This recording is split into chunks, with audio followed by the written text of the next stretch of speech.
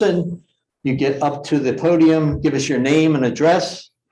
If you're in Zoom land, we ask that you get our attention by raising your hand or jumping up and down, and we will recognize you, and then we will have you again give us your name and address, and we will recognize you, and you can have your say. Mr. Chairman, if you could call on Chris Naller just to make sure the formality on which we have to proceed, being that you just took action on this, on the resolution. Okay. And I believe it's to be rescinded, but I would allow Chris to confirm. Chris, go ahead. Can we rescind our motion and proceed as we planned, or where are we?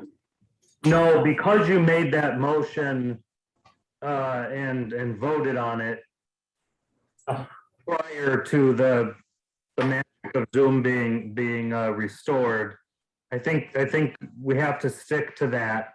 I think that it very fortunately doesn't really create any impact for the reasons I stated, that the application was not revised and submitted in complete form to the planning board or to the development office in advance. So there was no meaningful review by the development office, the public, or MRB group. So nothing meaningful was going to take place. As I said, going forward, any application materials should be submitted well in advance the planning board meeting, so it can be reviewed by the development office, public, and MRB group.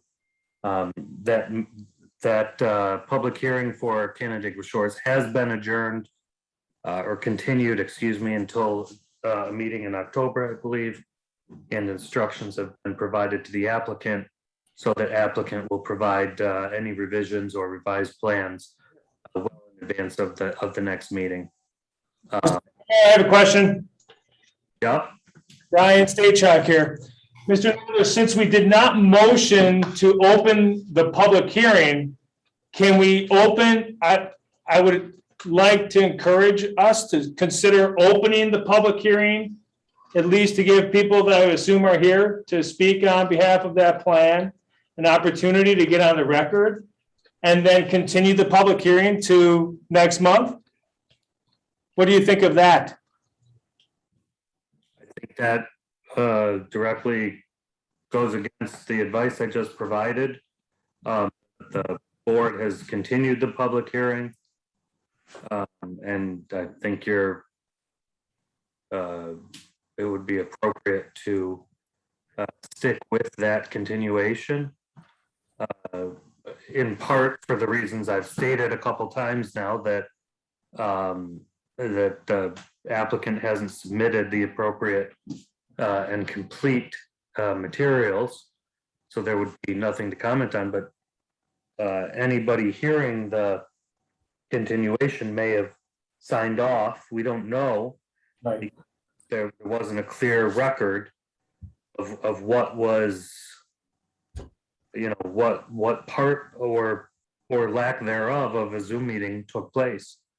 The simple, the New York State Open Meetings Law says you got to stick to your public notice. If one person signed on, heard the board adjourn, there's also the phone line that the Zoom meeting allows for, and hung up because the meeting was adjourned. Now we're in a position where we're, not being transparent, not following our public notice. In this situation, I don't think you have a lot of damage. Any comments would be on a plan that, it's my understanding, has been revised. So I can't imagine anybody would have comments on something that's irrelevant at this point. So I don't think the practical impact of abiding by the law is very significant, but it's of course up to the board. I would advise against it though. Okay. Well, and I think from a practical aspect, and you certainly gave us the legal side of it, Chris, we weren't going to take any action tonight anyway. We didn't have a revised plan in front of us. So we really had nothing to talk about much. As far as the residents, I'm sure you'd like to let your voices be known as to how you feel about the project. But since the plan is no different than what you saw a month and a half ago, there's not a whole lot more to comment on. So it's not like you're looking at a new plan. And hopefully, as we've given the applicant direction, that he will have a new plan, a new and improved plan before us at some point in the near future. And as we voted, that hearing would continue on October the 12th. So that's where we stand.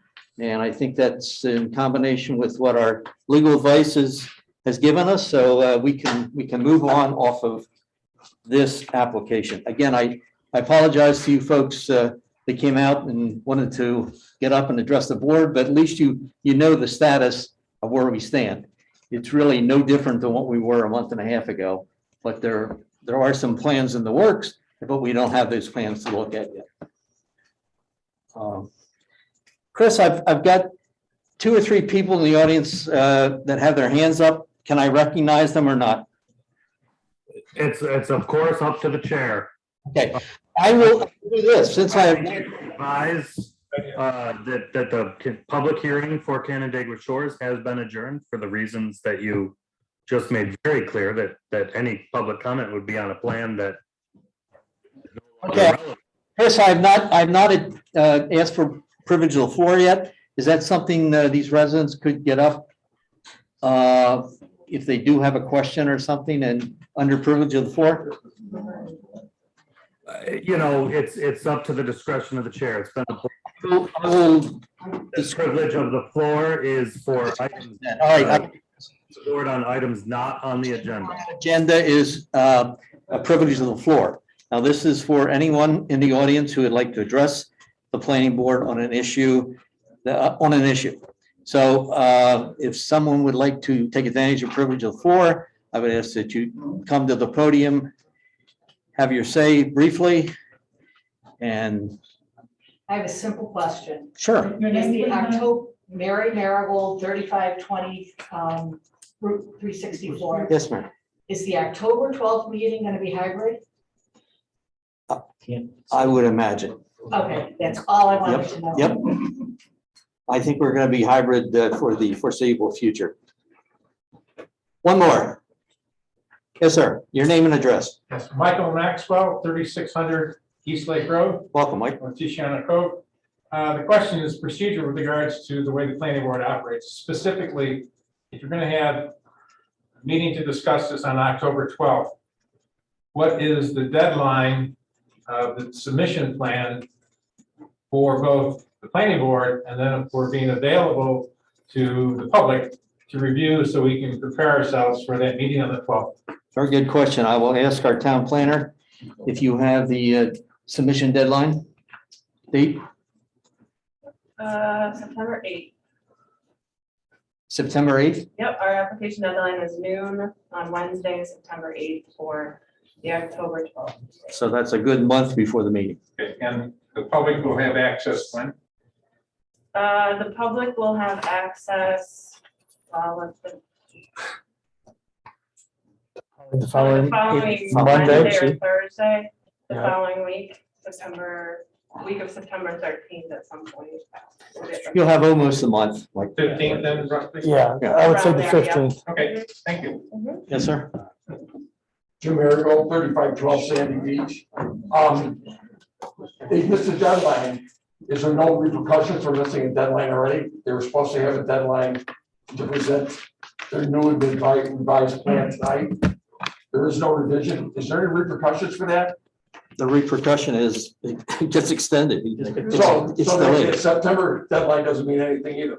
It does, they will not be on the October 12th agenda if the September 8th deadline is not met. Well, if they missed the deadline for this meeting, why are they on the agenda for tonight then? We had continued the public hearing from last month to this month with the anticipation that we might have some new information for you guys, which didn't happen. So legally, we are required to host and obtain that public hearing to continue it on, which we're doing now. So on October 12th, unless there's a notice in advance of the meeting to provide back to the public, we will be obligated to open the meeting and do the same thing tonight, even without information. Okay, I will close the privilege of the floor. There's nothing else to be said. Somebody over Uh, Brennan,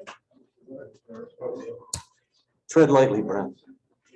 Question is, this is not an I'm sorry, what? He said this is not a new application, so Okay, the question is whether, The subject matter is just, my understanding is 7 days prior to the public hearing.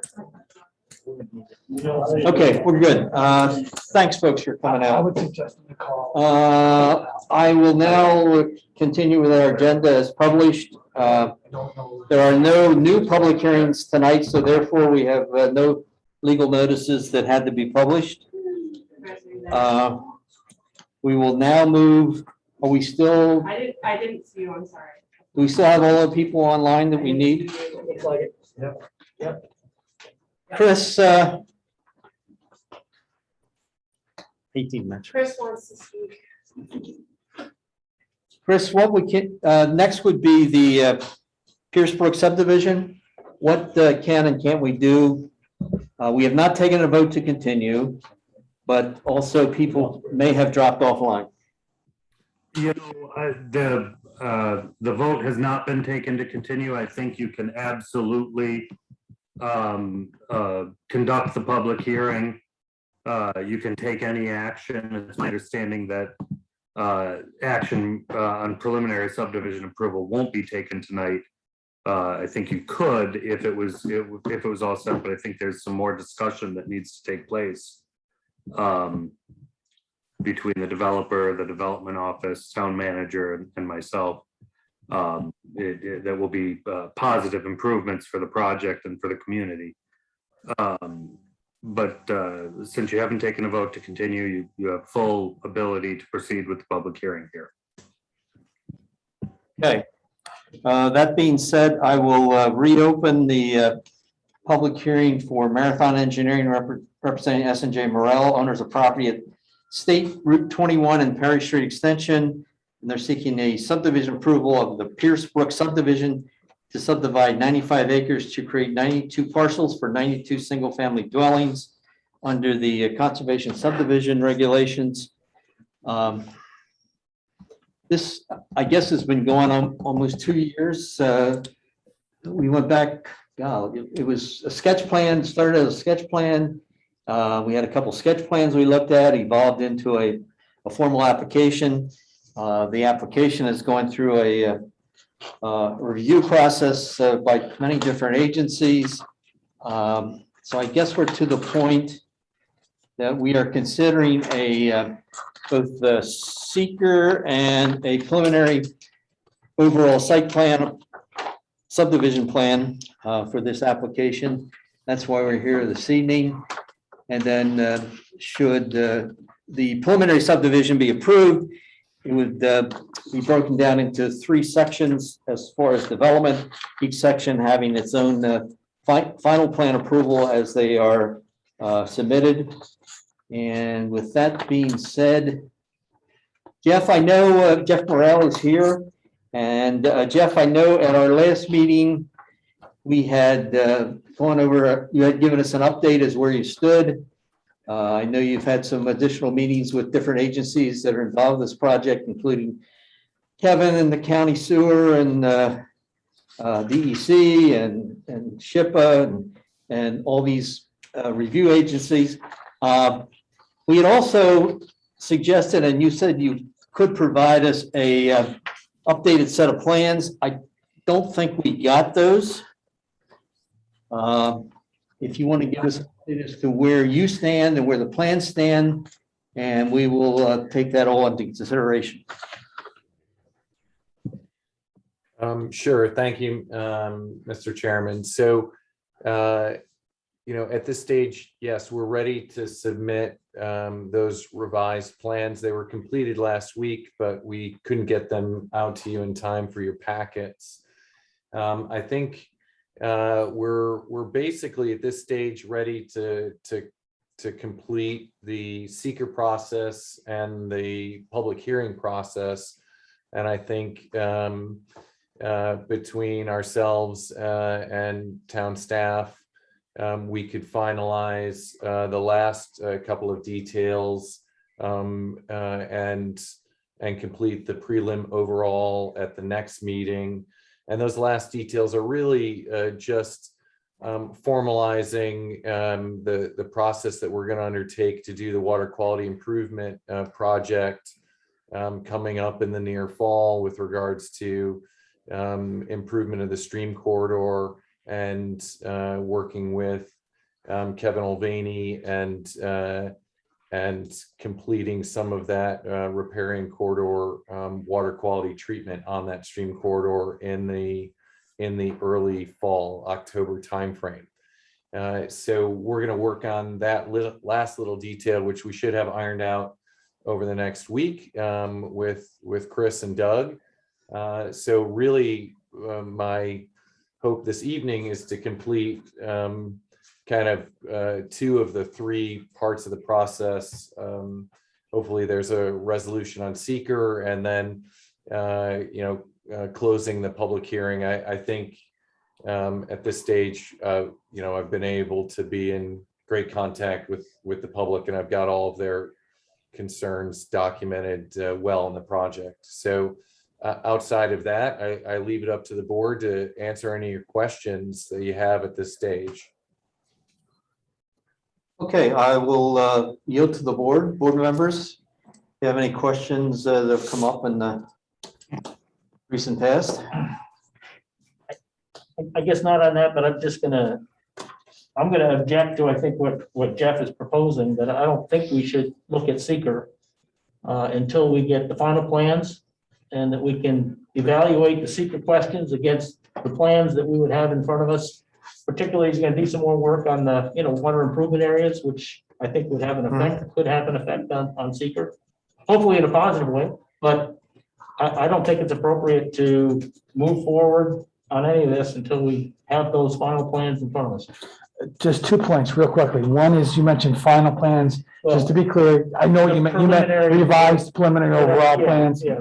And the second one, I believe the water quality project is separate from this application. I believe that's a separate project being undertaken by the county. So it won't have any bearing on this particular project or the environmental review done by this board, unless the proposed application has some other alternative impacts that you want to consider. But the actual realignment of it is being considered by another entity as part of that process.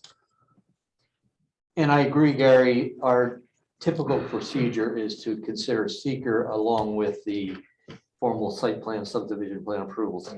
So, yeah, I would be sort of against moving on the seeker tonight without consideration of the overall, or the overall preliminary. Anybody else? Any questions, Ryan? I'll agree with you guys on that issue. In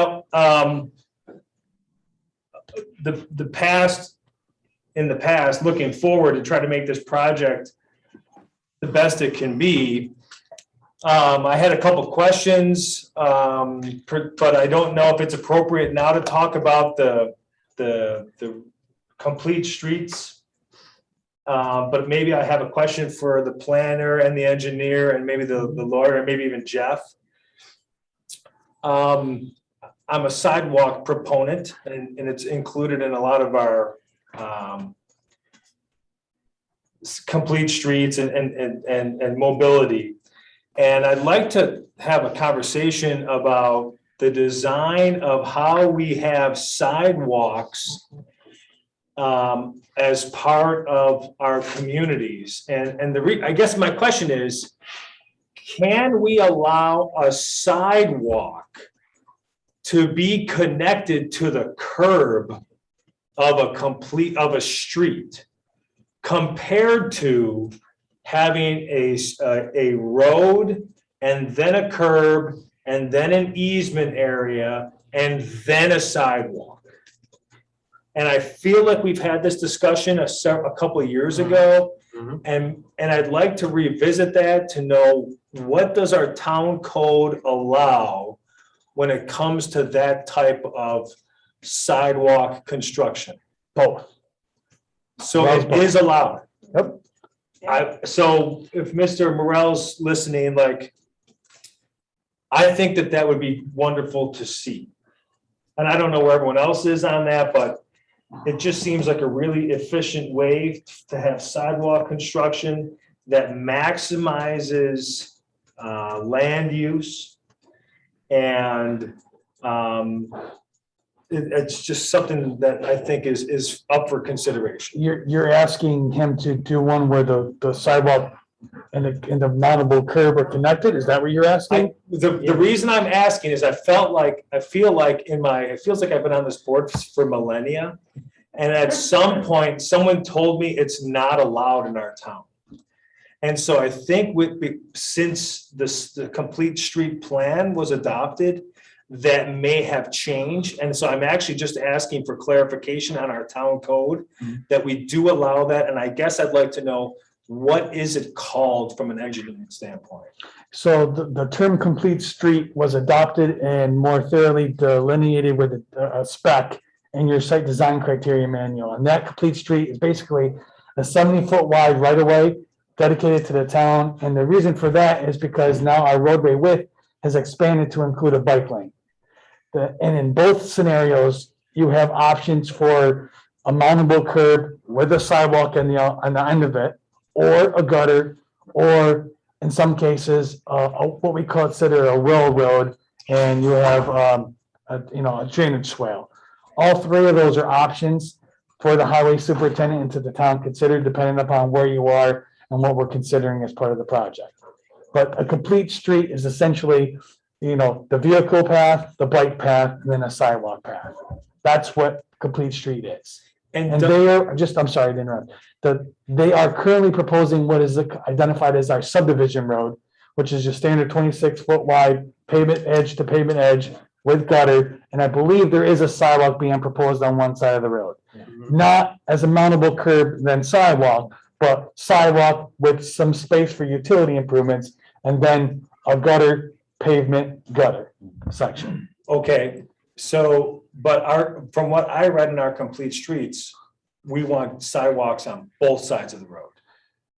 That is definitely a purview to the planning board to consider on every application that comes before you. You have that right to consider and require and ask for that information. Correct. Okay, so the type of sidewalk that I'm referring, where it goes gutter, and it's almost the gutter and concrete is all one unit. What is that called? Gutter sidewalk, a gutter side? Is there any professional term I should be aware of? No, I mean, our You know subdivision, what I'm talking about? just to be clear, our subdivision road, the terminology used was adopted at the time of the spec. So we have a subdivision road with that same spec, a mountable curb, and then a sidewalk. We provide that in all options because in some cases, you might not have the ability to accommodate the width needed to do some of the sidewalks 10 feet off the pavement. So in this case, we don't want to prevent sidewalks from being able to be constructed. So there's a detail that allows all three options, either a swale, mountable curb and sidewalk, or a space and then the sidewalk. All of those are options, just as curbing is an option, which typically the town doesn't do. We have gutters, but there is curbing options as well. So all of them usually are the purview of the highway superintendent based on recommendations received by the board or comments received from staff at the time of review. But again, to be clear, they are proposing and meeting the spec of a subdivision road, pavement width with gutters, and they are proposing a sidewalk on one side of the road. And I believe there's trail improvements also being considered as part of this application. I believe what Morel's proposing is the same cross-section as Lakewood Meadows. In fact, Jeff, your detail sheet showing the cross-section of the subdivision road refers to St. James Place, and so it was kind of obvious where the standard was taken from.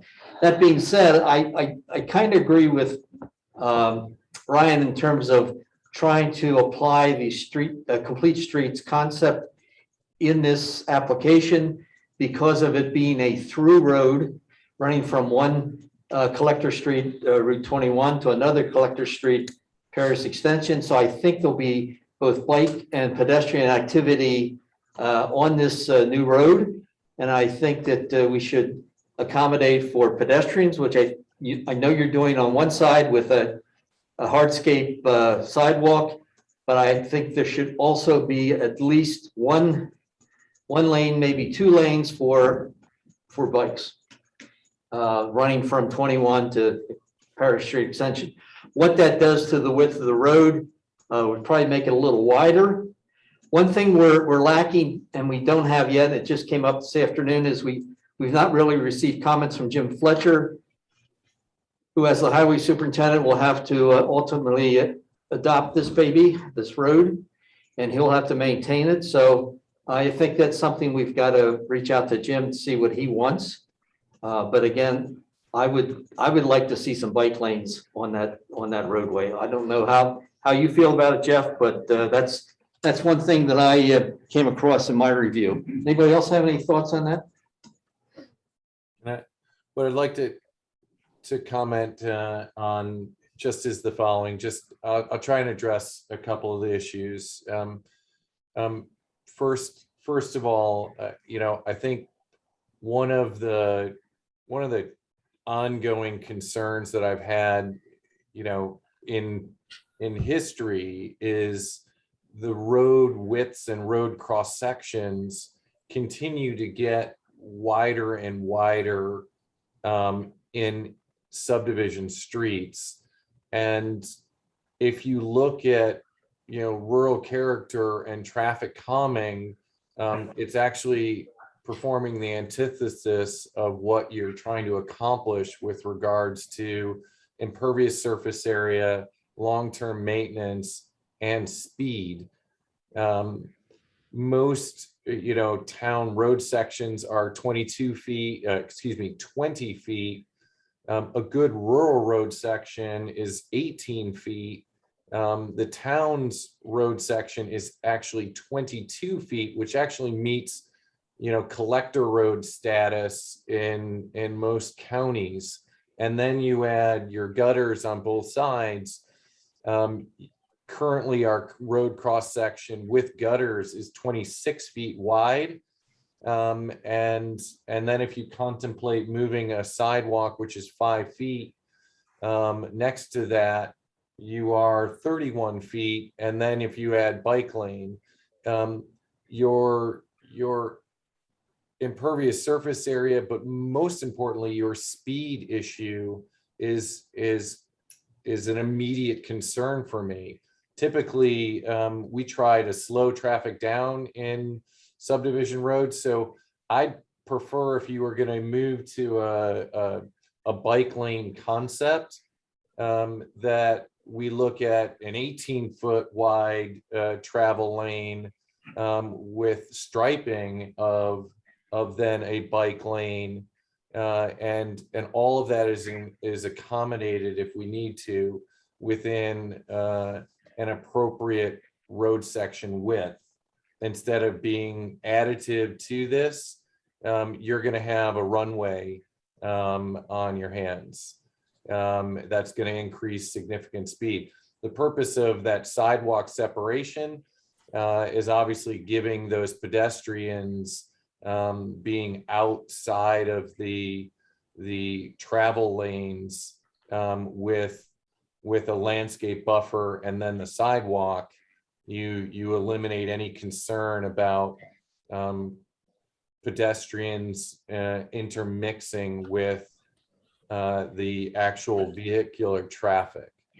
So I'm all for walkable communities. Every one of our communities promotes interconnectivity and the sidewalks, but I'm strongly against widening this road further and then adding a bike lane into it. I think you're going to have a massive road to maintain on a long-term basis, and you're going to have speed being a non-issue on an internal subdivision street where people can get up to speed quite comfortably because of road width.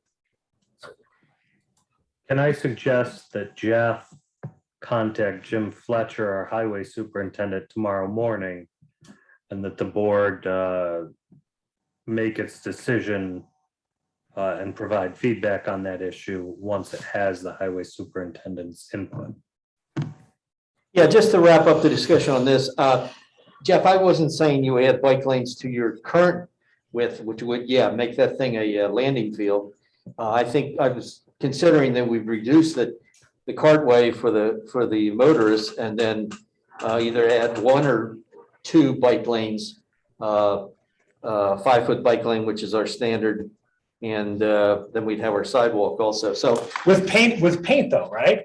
Is that what you're referring to, yeah, Chuck? yeah. Yeah, so I think, I think, and that's, and in fact, I think that just to communicate a little more effectively, like the reason I was bringing up the sidewalk just being really close to the curb is to bring down that width, to bring that width in.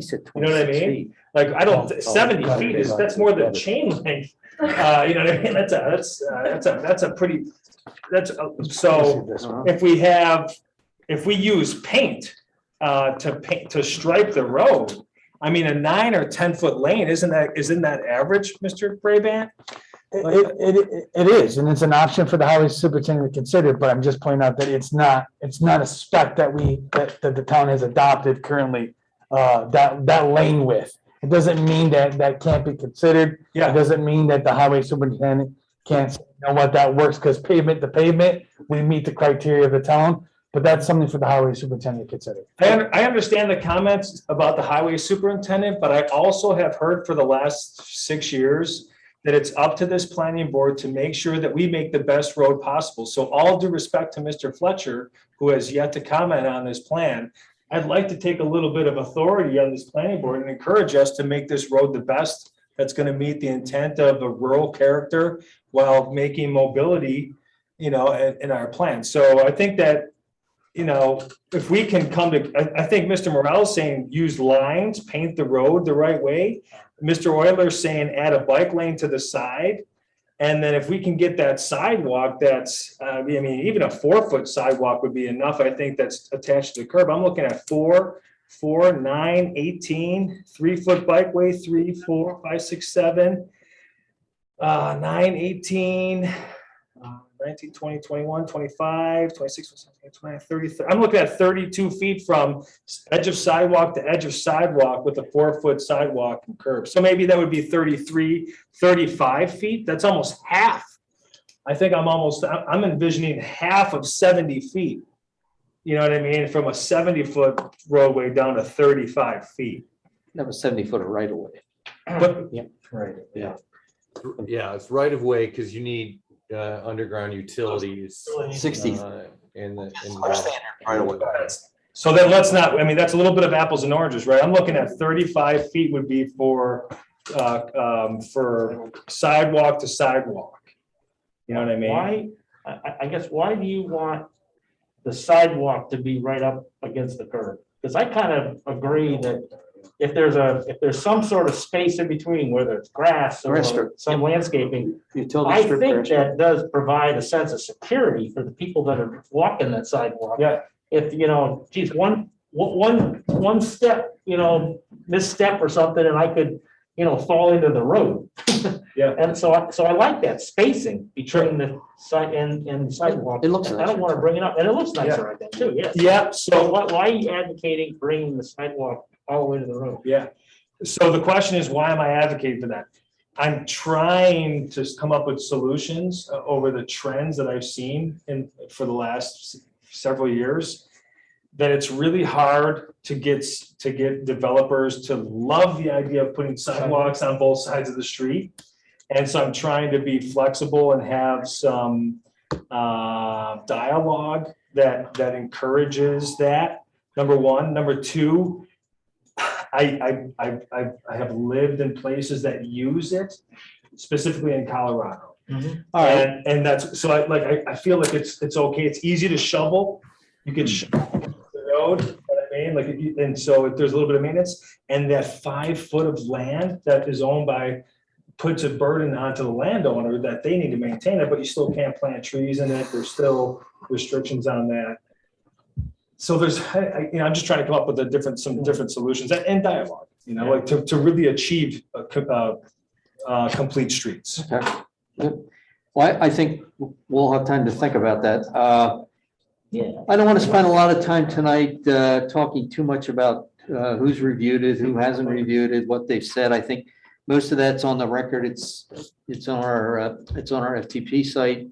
Make sure the board members look as to what has been said. I'm just looking to see if there's any issues. How you making out with the county sewer in terms, did you do your engineered flow study? I mean, we're not going to get a situation where you're all ready to go and you don't have sewer capacity, right, Jeff? Correct. Yeah, the county has reviewed the sewer. We have capacity for the sewer, and so that process is complete. We've done full flow tests and monitoring. We completed that through the entire spring period, and we have sign off now from the county on our sewer capacity. So all of our utility related infrastructure is complete at this stage. And you're okay with the New York Department of Transportation as far as the one entrance on the 21, you'll have to get a permit for that, but it appears they're comfortable with the way you have it designed. So that won't be an issue. I know MRB wrote a review letter and Marathon has responded to it. And I guess you're negotiating back and forth, Lance, on that. Yeah, I mean, I did talk to Rich Titi of Marathon Engineering a couple of times now in regards to our comments. They had revised the AF Part 1. I think that was one of the questions that came up originally at the board meeting, just so for the record, they did revise the EAF Part 1 in response to that. They did provide a detailed response letter to the MRB comment letter. I don't believe there was any comments of substance that they weren't willing to address as part of the plan review. We did talk about the drainage and some of the other components, trails, and those type of things. All of which it's my understanding they're working on, and once we get a plan, we'll have an opportunity to review and provide comments based on that review. Your traffic study revealed no detrimental effect to the traffic characteristics of the area. I did see that, I guess, the intersection of Parish Street Extension and 5 and 20 has some levels of service D, which certainly, they're there. They're not going to get any worse. I think anybody that's gone through that intersection knows there's some delays trying to get across with the stop sign, but I guess that's the perils of that intersection. The only other thing I want to talk about that I'd like to bring up is the off-street and on-street parking. Jeff, I know you're proposing garages for these units, which I guess count toward the parking consideration, even though we have found through in the past that people load the garages up with junk, not cars, so it doesn't really become a parking place. You do have off-street parking in the driveway, and I guess my question was, should one of these homeowners want to entertain and they have people show up, I guess, where are they parking? On the street, parallel parking? Yeah, they'd be parallel parking on the street. My parking ratio, because of the setback that we've got of the driveway, as well as every driveway is a full two-car garage. So we've got the garage capacity. We also have the capacity for at least another 4 cars plus on the actual driveway, and then the rest would be on-street parking. My parking ratio with an empty nester project is extremely low. There's no need, typically in a family buyer, you'd be 3-car garage or be in those scenarios where you need a higher parking ratio. But many of these homes, at least 30% typically, are single occupied as well, with an empty nester that is, as I said, is single. So I've just never seen a parking issue in one of our empty nester communities. The other thing is because of the road length, the linear footage of road length that we've got here to meet that secondary access and egress component, gives me a tremendous amount of roadway to work with on the street. Because it's atypical. We use that to run out all the way to Pear Street Extension. Anything else from the board as far as what Jeff should consider as far as the preliminary overall? Buffers have been shown around the property, around the development, the 40-foot buffer. You've got buffers from the stream. I know, again, and there's the project you're working on with Kevin will, I guess, enhance that. Again, board members, anything that Jeff should be aware of? I call on Ryan. I will continue to advocate for hardened trail surfaces, especially in light of what's happening in our town in the Motion Junction, or Motion, is that what it is, Motion Junction? The new park, how it's fully accessible to everybody. I think we should consider our trail systems moving forward to be fully as accessible as possible. I'm not advocating for ADA compliance, but hardened surfaces where people on bicycles, even after it rains, strollers, elderly people that may have challenges walking on areas, that we should encourage hardened surfaces on all trails that will be accessible by the public. And additionally, I would really like to strongly encourage that the town consider taking ownership of the large parcel of land that is being considered. I really feel strongly that that would be a wonderful addition to the town as a public access area for numerous reasons. Number one, I feel as though it would not burden the HOA to maintain that area to the standards of the town folk. And it would also allow the town to take responsibility into perpetuity of such a parcel. I think there's significant value in that addition. And however that message, I hope that Mr. Doug Finch can hear me. I see you, your pretty face smiling, Mr. Finch.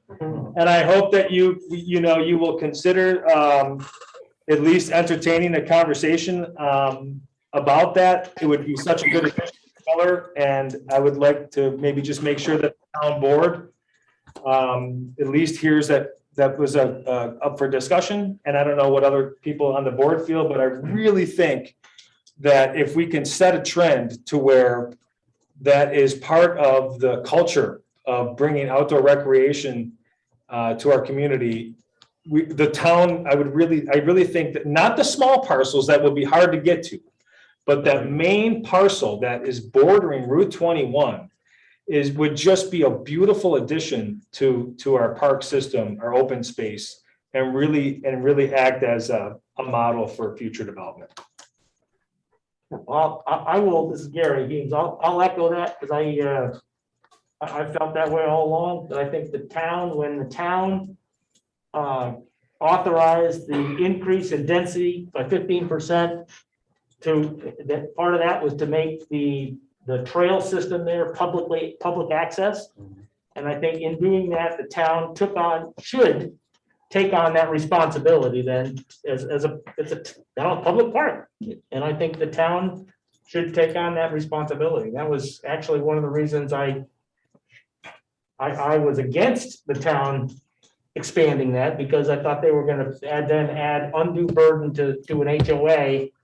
And the liability was going to be too great. And then at some point in the time, the HOA will just hold their hands up and say, forget it. We can't afford the liability for this anymore. It's getting too expensive, and therefore we're shutting it down. And so I think the town does need to take responsibility for that. I agree 100% on that. Can I hug you, Gary? All right, well, I know under the current application that the proposal is to have it be part of an HOA, subject to a conservation easement and easements for public access and consideration of improvements to be paid for by the applicant. So that's the current proposal. I know that Chris and Jeff's attorney and Doug are working toward some sort of agreement along that line that that can happen.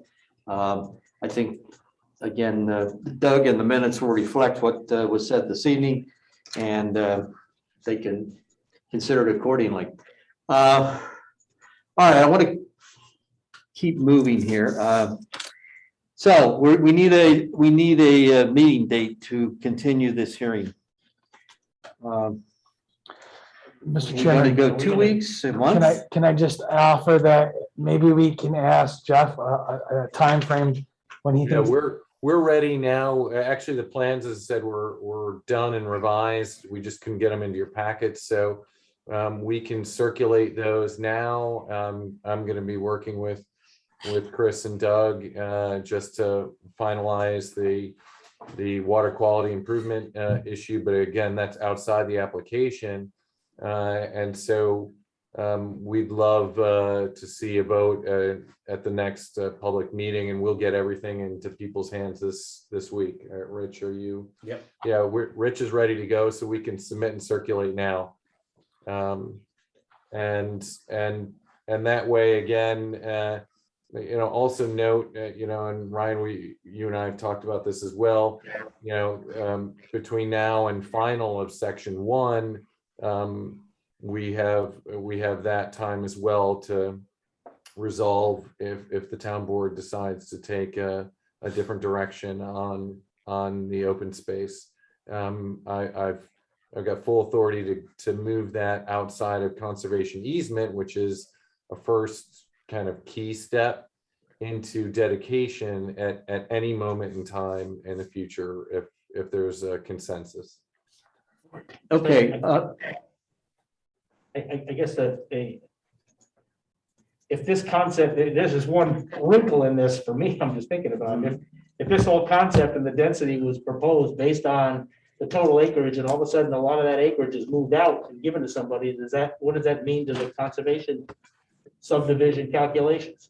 It's no longer part of I don't think it impacts them, based on my reading of the code and the concept of conservation subdivision. It would still remain as open space, and it still contributes to the acreage of the original parcel. Right. All right, that's what I was just. It's a good question, Gary, but I think I'm comfortable with leaving it as is. Okay, this is a public hearing. Anyone in Zoom land who would like to address the board regarding this application? Oh, No, that's just raise your my hand. Oh. Okay, going once, going twice. All right, well then, we are shooting for, look what I have, the 14th of September. That's the next board meeting. We have to keep the public hearing open. Yes, we're going. So you don't have to, but the recommendation would be that you do, because once you close a public hearing, you got 62 days to make a decision on the application. So in my opinion, even though it might be beneficial to close it and eliminate it, I would suggest that you keep it open until the time that you're ready to make a decision on the seeker. I'll make a motion to continue the public hearing to September 14th. Okay, that works for you, Mr. Morrell? Yep, we'll see you on the 14th, and appreciate everyone's time. Okay, thank you very much. Robin? I have a motion. Do I have a second? Bob, thank you, Bob. All in favor? Aye, opposed? Okay. Moving on to a site plan, continued site plan review for Canandaigua Crossing, represented by BME Engineers. Bill is also with us, the owner of the property, and see James and his assistant tonight. Yes, he did. How you been? Yeah. Good. Thank you. All righty, so I guess we've been working with you folks, and you've been working with us very well, and I think we're to a point now tonight that we want to move on, at least move this, I guess, back to the ZBA, but at least with hopefully with our endorsement. So anything new since our last meeing? The only thing I just wanted to. Could you announce your name? Oh, yes. So Peter Byers with BME Associates, Fairport, New York. So the only thing we just wanted to add since our appearance 2 weeks ago is based on the positive endorsement we received from the planning board on the site plan revision, where we pushed the building forward, so it's sitting about 24 feet off the railway line. We proceeded then to completely update the complete site plan drawings. Those were submitted last week. We have discussed as recently as this morning with MRB Group. They had 3 comments. 2 of them were in the engineer's report that we responded to, and then we have 1 drainage comment. Point is, they're minor in status.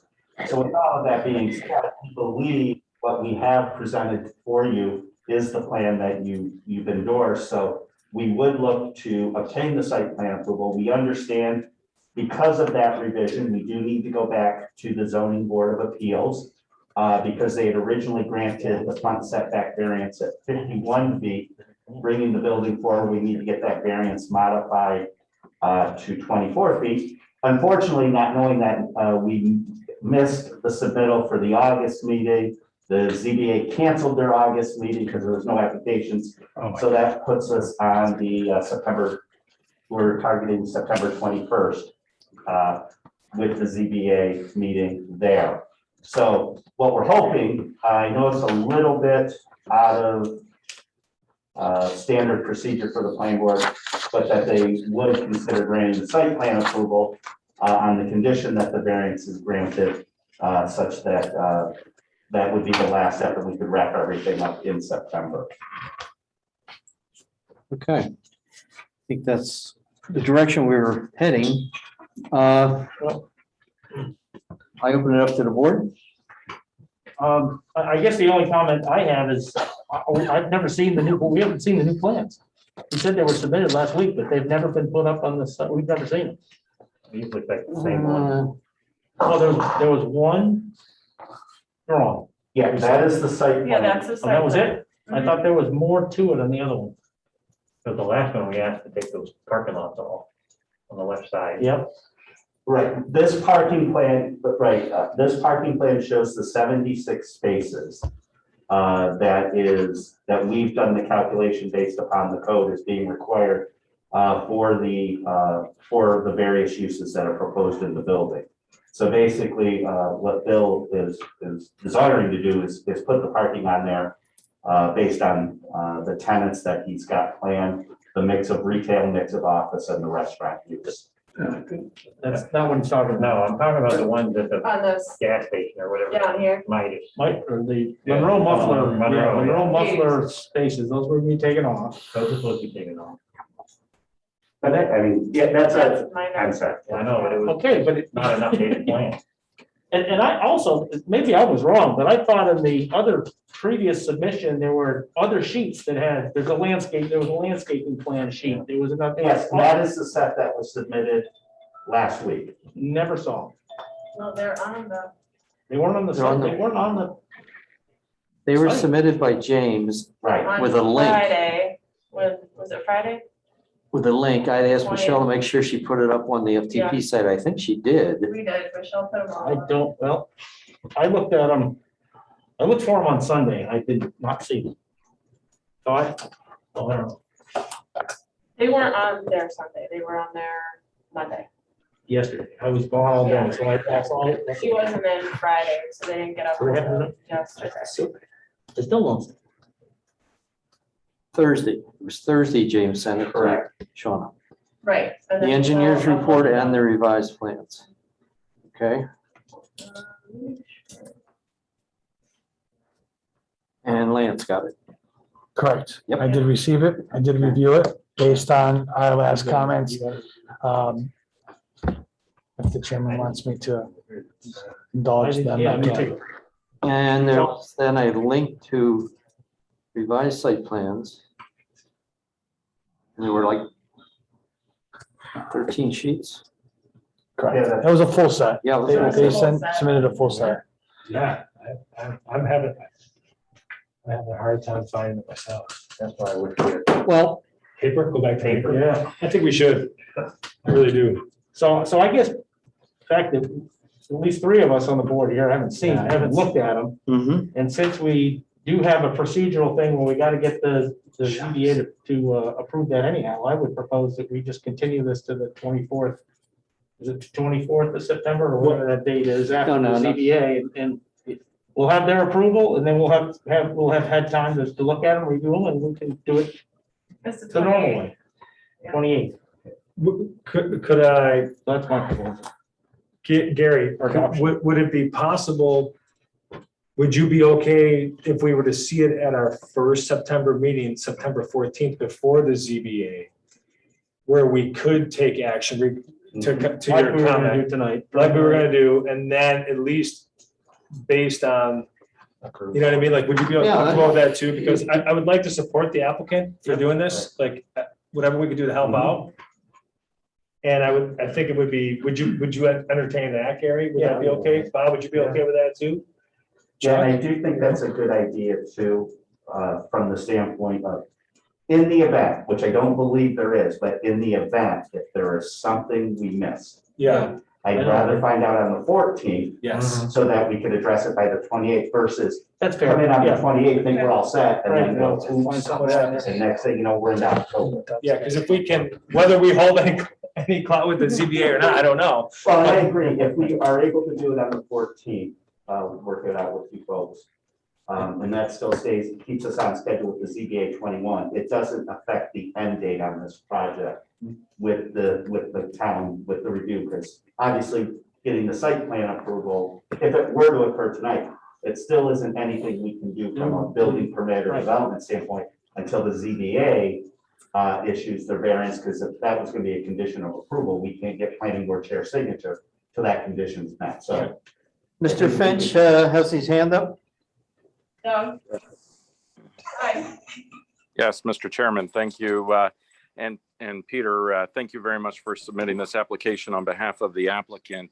Super excited for this project to come to Uptown Canandaigua. But Planning Board, I guess my comment that I would have to you, and I know that the applicant is in a super hurry to get this approved, but I would anticipate that the zoning for this piece of property will be changed on September the 20th, which is the next town board meeting, to the form-based code. And the variance that they've applied for to be heard on the 21st may be a moot point, but yet they might need another variance for the form-based code. And so I know they're in a hurry, but this also has the potential to be the very first awesome new application for our form-based code. And I would just encourage the applicant to continue to work with the development office to meet the form-based code new regulations. Yeah, if I can speak for a minute, I think we've done a great job of working with feedback. from every Indeed, committee has indeed. given us. My comment is if this goes outside of September, I will walk from this project. You know, it's not a threat, it's just, I have other things that and I'm not gonna buy this piece of property in October and then hope to get started when the weather gets better in the spring. So just, you know, we're all in business here, you know, we all, I don't know what everybody does, but you know, I like to build very nice buildings that work very well with everybody involved here to take their feedback, add costs. I think that early on there, somebody gave us guidance, add a second floor, we did. We shrunk the size of the building, you know, I'm all big about, you know, landscaping, traffic flow, don't overdevelop sites, you know. So I'm just hoping that I don't get in a conundrum where, you know, this last comment is, you know, now I need a variance for something else. Does that push me into October, looking for a ZBA to give me another variance? And then all of a sudden I'm trying to break ground around Thanksgiving, which is never exciting in the Northeast. So just take it for what it's worth. Okay, so moving to, I think September 14th, was it? I think supports all that. Yeah, and we stay the course. Yeah. Do you agree with that? Yeah, I'm okay with that, but I'm really concerned that if the 21st rolls around and I don't meet the first variance, but I should have applied for the second variance, does that push me into another zoning to try to get a different variance? You know what I mean? Yeah, I got you. That's my, We don't want that. He's been great. Doug, how do we avoid that happening? I gotta ask that, that's my question. Do you have a backup? I mean, like, if you don't get the zoning approval, can't you just build on what you've got the zoning approval on already, if we approve that site plan? Then it contradicts what this committee asked for. Yeah, I understand it, but I'm trying to help you out, that's what I'm saying. Yeah, no, at this It'd be either point, all or none, or do you have a backup? I like Peter, but he's not a cheap date, so. Redoing the site plan, and getting it, now we're focused on making that drainage plan work, and it does. Sure. right? So, It's a better plan. I could go back, I suppose, in theory, but, I'm not terribly concerned, because zoning, I think, was very, very supportive of the project as well. So I'm not concerned that I won't get a variance for that. What I am concerned from what I'm hearing is that, well, you don't need that variance anymore. You've been rezoned, but you might need another variance for something else that I don't know about now. Yeah, can I ask Chris Nabber a question? Well, I think Mr. Finch is gonna tell us how that's not gonna happen. Yeah. we'll finish. Yeah, if I just could, I mean, we could certainly work with the applicant. I mean, we have every reason to believe after multiple public hearings on the form-based code that on September the 20th, that the town board will in fact adopt the form-based code and actually rezone this parcel to the form-based code as well as everything in this area of Uptown. So we could certainly be working with the applicant in the meantime and identify based on the plans that they currently have, if there is something that's needed for the form-based code without any additional, negative impact on the applicant whatsoever. And maybe what we need to do is actually have 2 variance applications on the zoning board, and we'll have to work with the zoning board a little bit on that to avoid exactly the scenario. We don't want to put any jump through any hoops here, and you just happen to catch us just as we're, this has been a 7-year project that we've been working on for Uptown, and a lot of community involvement, a lot of engagement. We've been meeting with landowners of this whole area for years now about this. You just happen to come in at this point in time when we're talking about this transition. And ironically, the transition that we're doing is going to make it much easier, really, for an applicant to make application for development in this area. It's just you happen to come in at this unique time. So we can certainly work with you on that to make sure that the scenario that you described does not happen so that it delays you any further. But the form-based code, I think, is really the one that we predominantly should be looking at for this area. If I could add to that, this situation, actually, Chairman Euler and a number of planning board members said last month, hey, wait, this is gonna be form-based code. Could you guys go back and look at that and see what you can do to make this comply with the future form-based code? And I think the applicant really worked hard to do that. So I think they actually are pretty close on the form-based code. They need a variance under the current code. They may need a variance under the future code. But I think, like Doug said, I think the planning board and the development staff have tried to get the applicant where they need to be in the timeframe they need to be. And I think the applicant has worked very hard to comply with rules that they didn't need to comply with at the time, but the applicant has cooperated, and I think the development office can get you where you need to be at the September zoning board meeting. I think Doug hit the nail on the head with maybe 2 variance applications. Peter, I would encourage you to call Sean in the morning and set that up. And if either of you need anything, feel free to reach out to me so I can help assist with the process. I call on Mr. Stacho. If I can, I'd like to ask our town planner, how close is this project right in today to the proposed form-based code? That's my first question. And then my follow-up question is, what is that second variance that we're talking about? I haven't heard that. I don't know what that is. It's a rear setback. So it's very close. It meets the intent. The only variance, I believe, is, because we did look at this in-house, is the rear setback. It's too far. What was it, 30 foot? Which I know it's ironic, right? Yeah. So I love the suggestion. Aren't you 25 feet? Yeah, we can gear up, we can literally prepare to the current code and with potential code, because it is set to go through. And then we'll just bring the most applicable one forward, and then, How close is this project to form-based code besides that rear setback? oh, it meets It everything. meets it?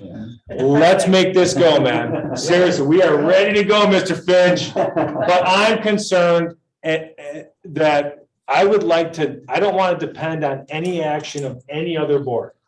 So what we do in-house, can we do everything we can regardless of what any other board does or doesn't do? Does that sound fair? I mean, that's where I'm coming from. So I want to make sure that if we have plans to look at, I will gladly do my best to review them as per current code and then act on the 14th with the condition of the planning, ZBA A or B. Yeah. Yeah, because you're, you know, and Chris, and maybe Chris, you and I can talk about this now, because I think you're almost gonna have to do something like that. Because if this gets, let's say this gets approved, let's say it was to get approved tonight or on the 14th, based on the current CC zoning with the variances in place in the MUO, okay? But then it was to get rezoned on the 20th. Correct me if I'm wrong, Chris, based on that site plan approval in essence is somewhat void because there's no vested rights on the project because there's been no physical investment of dollars into the property. So he would actually have to come back in and get reapproval based on the zoning of the property at that time. Isn't that correct? You know, there's probably half a dozen engineers in town who know just as much of the law as all of us planning and zoning attorneys. And it's really annoying when you guys do that. But yeah, that's, Peter, you hit the nail on the head. Yeah. What I think the solution there is, obviously the law on, it isn't a vested rights situation. What happens when the zoning code changes on a site plan or any changes take place, it's readdressed by the planning board at a future date. Right.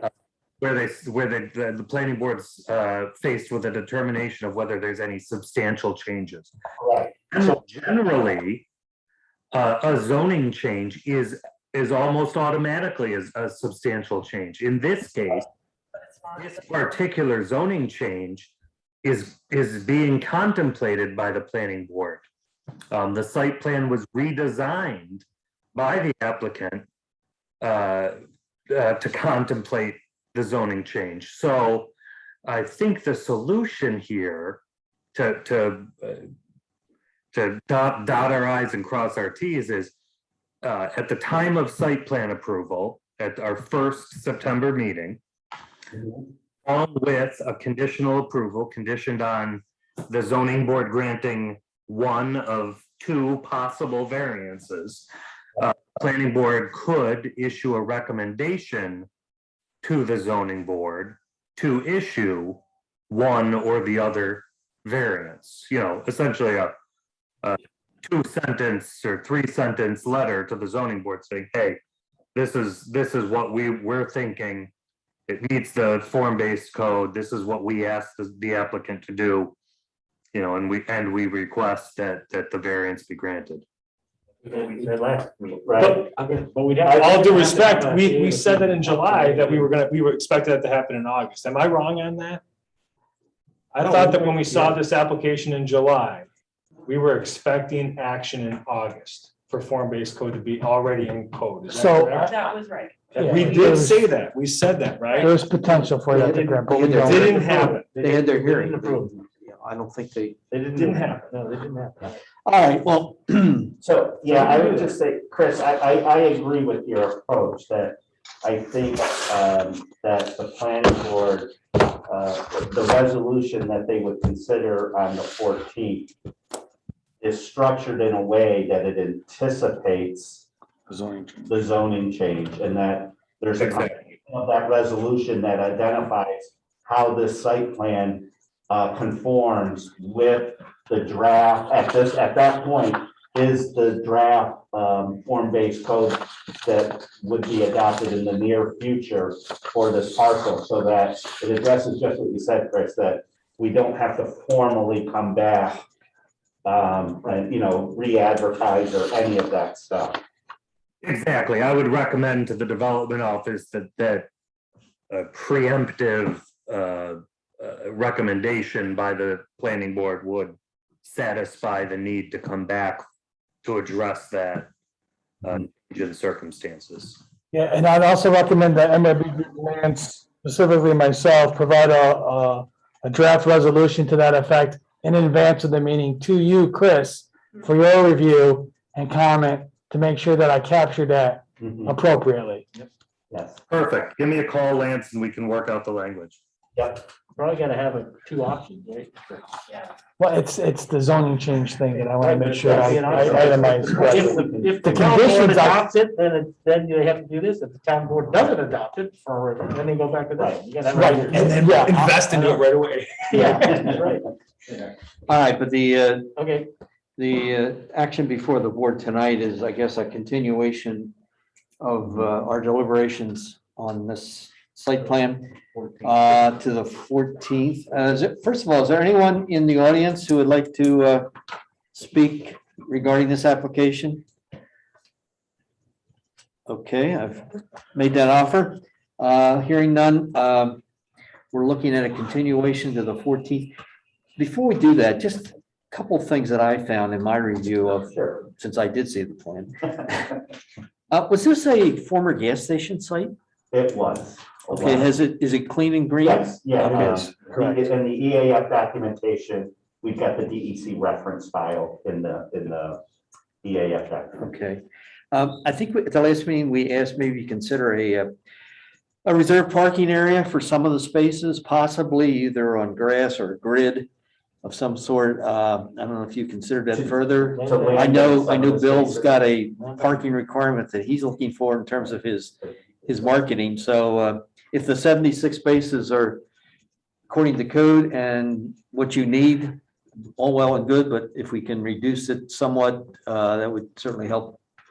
Yeah, I'm still looking at potentially reducing. I know we talked about also removing some of the handicap spots. Right. Yeah, we did. I saw that. Yeah, you're down to 4. Okay. The issue that I have is every building I've ever built with, parking right on what I thought it was supposed to be, always needed more. So, so the issue is I don't have, I think I mentioned this the last time, I don't have a lot of options next to this site, because it's not like you're parallel park on 332. So We're shell shocked the other way. Everybody's got wide open parking. And we see a lot of empty parking lots, so. the good thing is if they are empty, the spots that don't have to be behind. Well, hopefully yours will be You won't full. see them from the road. Right. Hopefully yours will be always full. Yeah. Your driveway treatment out on the north side, is that just to be an apron? Or are you gonna have curb returns, or have you gotten approval from NIDOT as to how to be So the treated? permit plans have been submitted to New York State. We're just utilizing the existing curb cuts. Right. So we're not proposing any work within the. So you right don't of way. feel like you have to improve it? Correct. And Greg Before Cross- And Greg, he provided comments. Has provided comments that, yeah, there's no permits required, no work in the right of way is being proposed. Okay, and as I read it, you'll be seeking waivers on the parking space size, Correct. which we certainly endorse. And the setbacks regarding the, was it the landscaping? For the parking. Parking But, landscape, yeah. yep. So just have to make sure we consider that in the resolution. All right, anybody else have anything you want to talk about tonight? Mr. Chairman, I can at least add to it, being that MLB Group did review the set of plans provided to us. We did contact BME and we went through our comments. Most of our comments, if not all of our comments, have been addressed. There was a couple remaining technical items related to stormwater, but we're very confident and comfortable with the plans that are before you. Yeah, it's all back and forth today. Yes. Regarding the stormwater. All righty, so I will make a motion, we continue the hearing until the 14th of September, not the hearing, the consideration of the application until the 14th of September. Any further discussion? Bob seconds, all in favor? Aye. Aye. Thank you. Opposed? Thank you. We love seeing you guys. One more time. Appreciate your flexibility. Yeah. I'm trying to do the best I can, and I know this. So are we. I have this itch for taking the most challenging sites. So. I'll tell you, I really am excited because on the record. Within 20 years, I bet that trail becomes a Rouse Trail. Yes, I agree. I know, I think that's gonna be really neat. I agree. And that would be really cool. We're gonna have shared parking and cross access. And yeah, it's all gonna happen, but. Somebody's gotta be first. Yep. Yeah. All righty. Thank you, gentlemen. Next applications, a new site plan from Sue Steele representing 40 Steps LLC, Nancy Hyman and Joel Reister. Owners of property of 4655 County Route 16. And they are seeking a single stage site plan approval for site work and installation of a tram. The site work includes landscaping, a retaining wall, grading, patio repair, and an expanded entertainment area. So Sue, you were with us, and I assume you still are. There she be. Good evening. There she is. You want to tell us what the Ms. Hyman and Mr. Reister want to do? Yes, so I'm unmuted. You guys can hear me okay, right? You can. All right. Thank you for having us on the agenda today. I sent along this, I think is just some presentation slides to help guide through the project and hopefully answer any questions. There's some representative imagery that I'll be sharing tonight that was not in the packet, is new that'll probably help answer questions as well. So if you want to go to the next slide, I think your summary of the project is pretty spot on. We're really, the homeowner I think they just recently moved in the house. It's a new house to them. And so they inherited a lot of the existing site conditions that are there today, and they're looking to make improvements as they move in and start using the home as a seasonal home. The photos here show the existing conditions. To the south of the property, there is a leach field associated with the septic system. Those wood steps that you see to the right there on the top lead up to that lawn area. Directly looking towards the lake to your east there, there's a fairly steep slope, and that is the only lawn access around the property to the rear. The photo all the way to the left shows, and it's so hard to see topography in a photo, but it's very steep, would be considered under the steep slope as extreme slopes in this part, and is the only access again around the house. You can see the view along the lakeside of the house, the lawn panel to the bottom left photo. And you can see this slope starts to creep up just at the south end of the house there. As the existing pavement and patio and pathways that exist on the property are really on the north side of the property of the home. And it's roughly 1,000 square foot of paving that exists today. And you can see it's fairly level lawn area and a fairly ramped paver walkway to wood steps that provide access down to the lake and dock. The next series of photos just show there are some tree removals associated with the property improvements. They're unrelated to the proposed improvements, any structures that are being installed, but they're hazard trees that have been identified. We had Davy tree on the property, and they identified both of these oak trees on either side, north and south of the existing stairs, as hazards due to the declining health. And then the tree to the north there has a hole in it, and it's showing severe decline. So both of those trees need to be removed. And while not a requirement of the project improvements being made, we wanted to make sure that you're aware that those trees are being removed as hazards on the property. If you scroll down, there's a tram associated currently. You can see the steps, the bottom left photo. There's over 40 steps. I believe it's to the left of that photo. There are wooden steps existing, but this homeowner would would like a tram to provide easier accessibility down to the dock area for use of the boat station and dock. So this site plan shows, so that's the existing condition and the improvements being proposed. If I just zoom out a touch, yep. You can see on the south side of the house, we're really just regrading so that we have access along what is now a very steep slope. By use of some boulder retaining walls, we'll be retaining the slope and allowing a little bit softer grade difference. It'll still be a fairly steep slope, but contextually along the lake, it's not as steep as it is today. 1 on 3.5, 1 on 4. We're also incorporating steps to provide easier access for those unstable, maybe on their feet, stair access along the side of the house as well. Moving to the north side of the house, we're really just expanding the patio. We're going to maintain, reset the existing patio. The tree roots for existing adjacent trees have heaved much of the pavers. So we'll be salvaging as much as we can. Really, that's going to be a determination when we're on site, removing pavers, making sure that they are feasible for reuse. And then expanding the patio out so that we can get access to the tram landing station.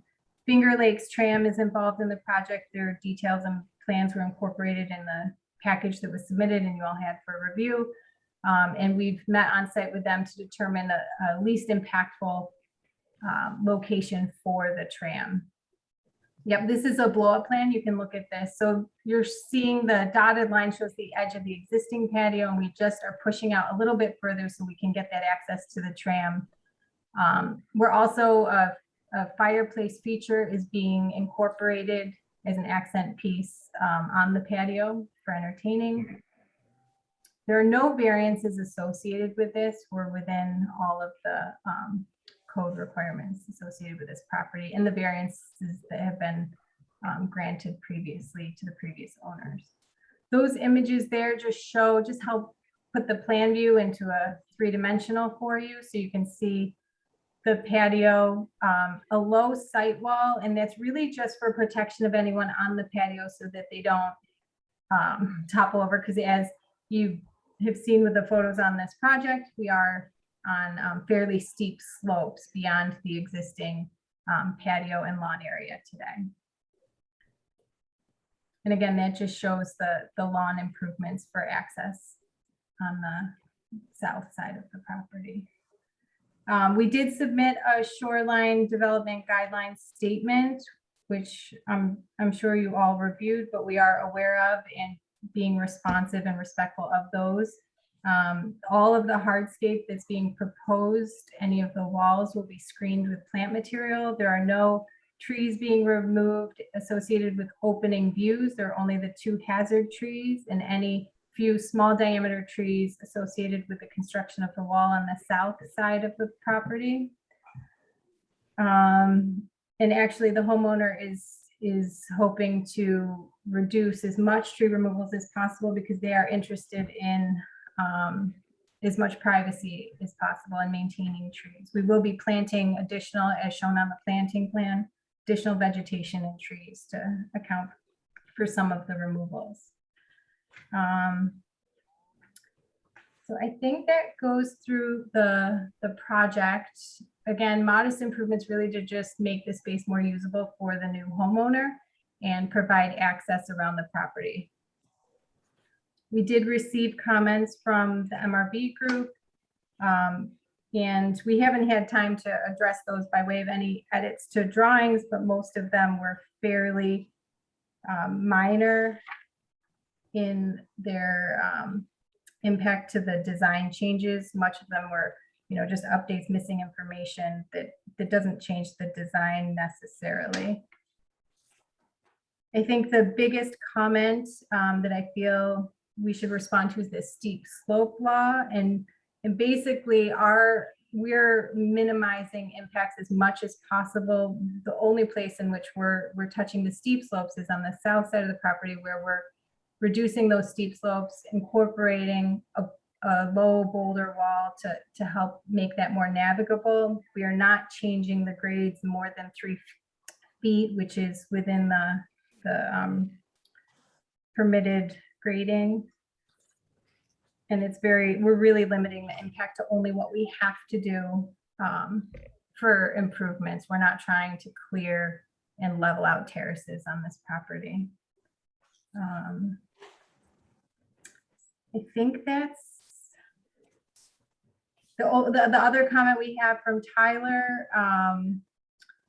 regarding our impacts or work near the raised fill system. We are staying outside of the 6 to 10 feet downhill of the last leach line, so we do not have any conflicts with that existing leach field, and we are aware that the wastewater force main is there, and we have no plans to impact that with any landscape or planting that will be over it. And the homeowner is fully aware that with any project where you excavate, if we do have to, if we do run into issues, we will repair or make improvements as needed to meet the town's requirements. I think that's all I have. I think I've given a pretty good overview of the project. I'm happy to take questions. Thank you. So, Bob. Excellent plans, like always. Always appreciate looking at them. Can you explain a little bit better to me how you're going to take care of your water runoff, storm runoff? Great question. I didn't handle that one. Yeah, so the existing patio is just sheet runoff. And what we're doing is we're actually going to add a rain garden. If you go to the second site plan, maybe scroll down a few pages to sheet 4. We are going to incorporate a rain garden on the east side of the seat wall there. So we'll collect any water and direct it to that location so we can let it percolate, and then there'll be overflow. But we're not adding a lot of impervious surface to the property from what's there today. Thank you. Do you think you'll have any more runoff on the left side of the, the south side of the building at all with the boulders going up? I don't think the boulders are going to contribute to more runoff. We are incorporating planting on the south side of it, and we will have a back drain on the retaining side to protect the wall. But no, I don't think the boulder is going to contribute significantly to the runoff on site. Thanks, Sue. Anybody else from the board? Ryan? Wonderful plans. I have a couple of concerns. First,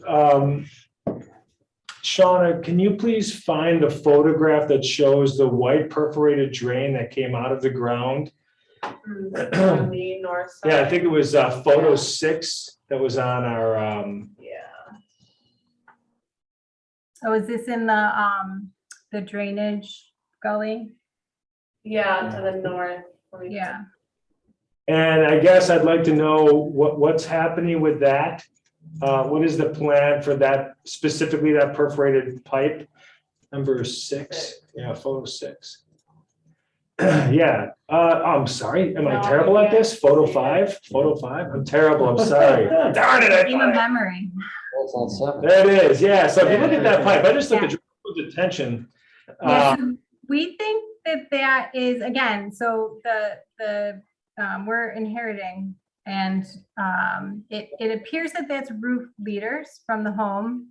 We have no plans to impact that.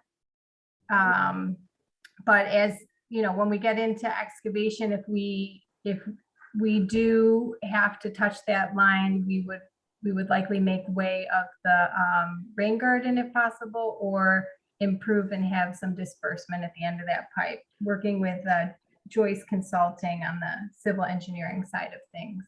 We have had that tree, that tree that looks pretty gnarly hanging onto the bank there. We had that assessed by Davey as well, with concerns. This plan has transformed over the course of my involvement. Originally, we had very grand plans, or the homeowner wanted to do much more, and we've really tailored the site improvements to fit contextually with the property and the land. And so we did look at that because we originally may have had impacts to it, and there's no concerns with the health of that tree. It's been growing like that and is hanging on and doing just fine, so. I'd like to use it as a quick, just go into teacher mode here now. That this tree, there used to be a bank of soil where these roots were. And that perforated drain has over time eroded all of that soil. And a common misconception is that trees are very responsible to maintain the hillsides. I don't disagree with that when it comes to deep stabilization, but grasses and ground covers are almost sometimes as important, if not more important than just trees. And this photo shows that. That with the water coming out of that pipe has eroded all of that soil into the stream over time. And so I would like to I don't know why this photo was part of the plan, but. Oh, the environmental commission conservation board did submit comments, and this was probably associated with their comments. I thought their comment was also related, but so I guess I'd like to see if that roof drainage is from the north, why don't we pull that pipe out of the ground and have that roof drainage go into the rain garden? But then the concern of the rain garden is how is the overflow of the rain garden? Where is that going to go? And so I thought I saw a dry well on the plans. Mm-hmm. Why don't we bring up the engineering drawings? Yeah, bring up, that would be great. There is a plan there, and there is I believe we did land with a dry well on that. It would be a question of capacity. We'd really have to know what that pipe is carrying before I could say for certain if we could incorporate in the rain garden, or perhaps we find another spot or another way of dispersing that water. Because it's close to that hillside, so you'd agree that there might be some issues there with the rain garden being so close. And then I guess connected to that was the removal of the 2 oaks. I certainly support that as a trained forester, certainly being hazard trees. But then as I look at the site plan, the 2 trees that you're proposing are Amelanchier and Hemamelis, or the serviceberry and the witch hazel. So those are fairly low growing trees. Is there any room to kind of maybe replant maybe some oaks or something that might give the owner, as you say, a little more privacy? Yeah, so there are some saplings coming up on the bank currently, and we're hoping that with the removal of these oaks, it'll encourage, these cliffs are so interesting because these old trees, as they die or get removed, the young saplings come up, and it's in that like 10-year window as the roots are decaying of the older trees that the saplings come up and start to establish that hold on the bank. And I agree with you. Sometimes looking at other plant material, grasses and shrubs, woody shrubs that have that root system that'll help stabilize a little bit more than just a tree. They might do more work in that location than oaks. The homeowner is not opposed to putting in trees. And we can add trees to the plan as needed. Let's get back to the drainage pipe. Where's the plan that Yeah, shows? so it's this. And where is the pipe on the plan? So if you go over, so the existing pipe, you can see the text is slanted there. It's part of the survey. It says outfall 6-inch PVC. Not the lake. Okay. It goes in the stream. Yeah, it goes into the drainage channel. To the north, though, is that right? To the north? Yeah, yeah. Integrated. Yeah, I'd like to see that dealt with while the plan is here and you guys are doing work. It just seems like the right time to do it. And then the dry well is, I guess the concern is if you put that pipe in, would it surcharge the dry well? And what effect would that have on it being surcharged and the lake and is that correct? Yeah. We would just need to know how much, what that pipe's carrying, so we could size the dry well. It may not be sized properly. Increase the size of the dry well. Right, I mean, you're gonna wanna know what that's, so I think the 2 options are either A, you armor the outfall of that pipe as it is right now and not deal with removing it and relocating it, which could interrupt the plans. as shown today. I think that might be the simplest of the two answers. But the current plans show a rain gardening and a dry well system, which basically is alleviating some of the water quality impact associated with the impervious surface that's being shown to you tonight. So they have an overflow system. So most of that water, the goal of the rain garden and the dry well is to allow the water to infiltrate, right? Get into the ground, and during the maximum storm events, that thing's gonna overflow and then sheet flow over top. There is an underground pipe in there that discharges out, which we had some comments on too, on our review, which we're hoping to be addressed as part of that process. Well, I think that's the concern, right? So I guess I'm hearing that white pipe is not tied to the rain garden, and it's tied to the underground. Yeah, we don't know what it's coming from. We don't know what that pipe is tied to. We don't have that information. So our approach was, it's been in place and we're not touching that area of the cliff, and we weren't going to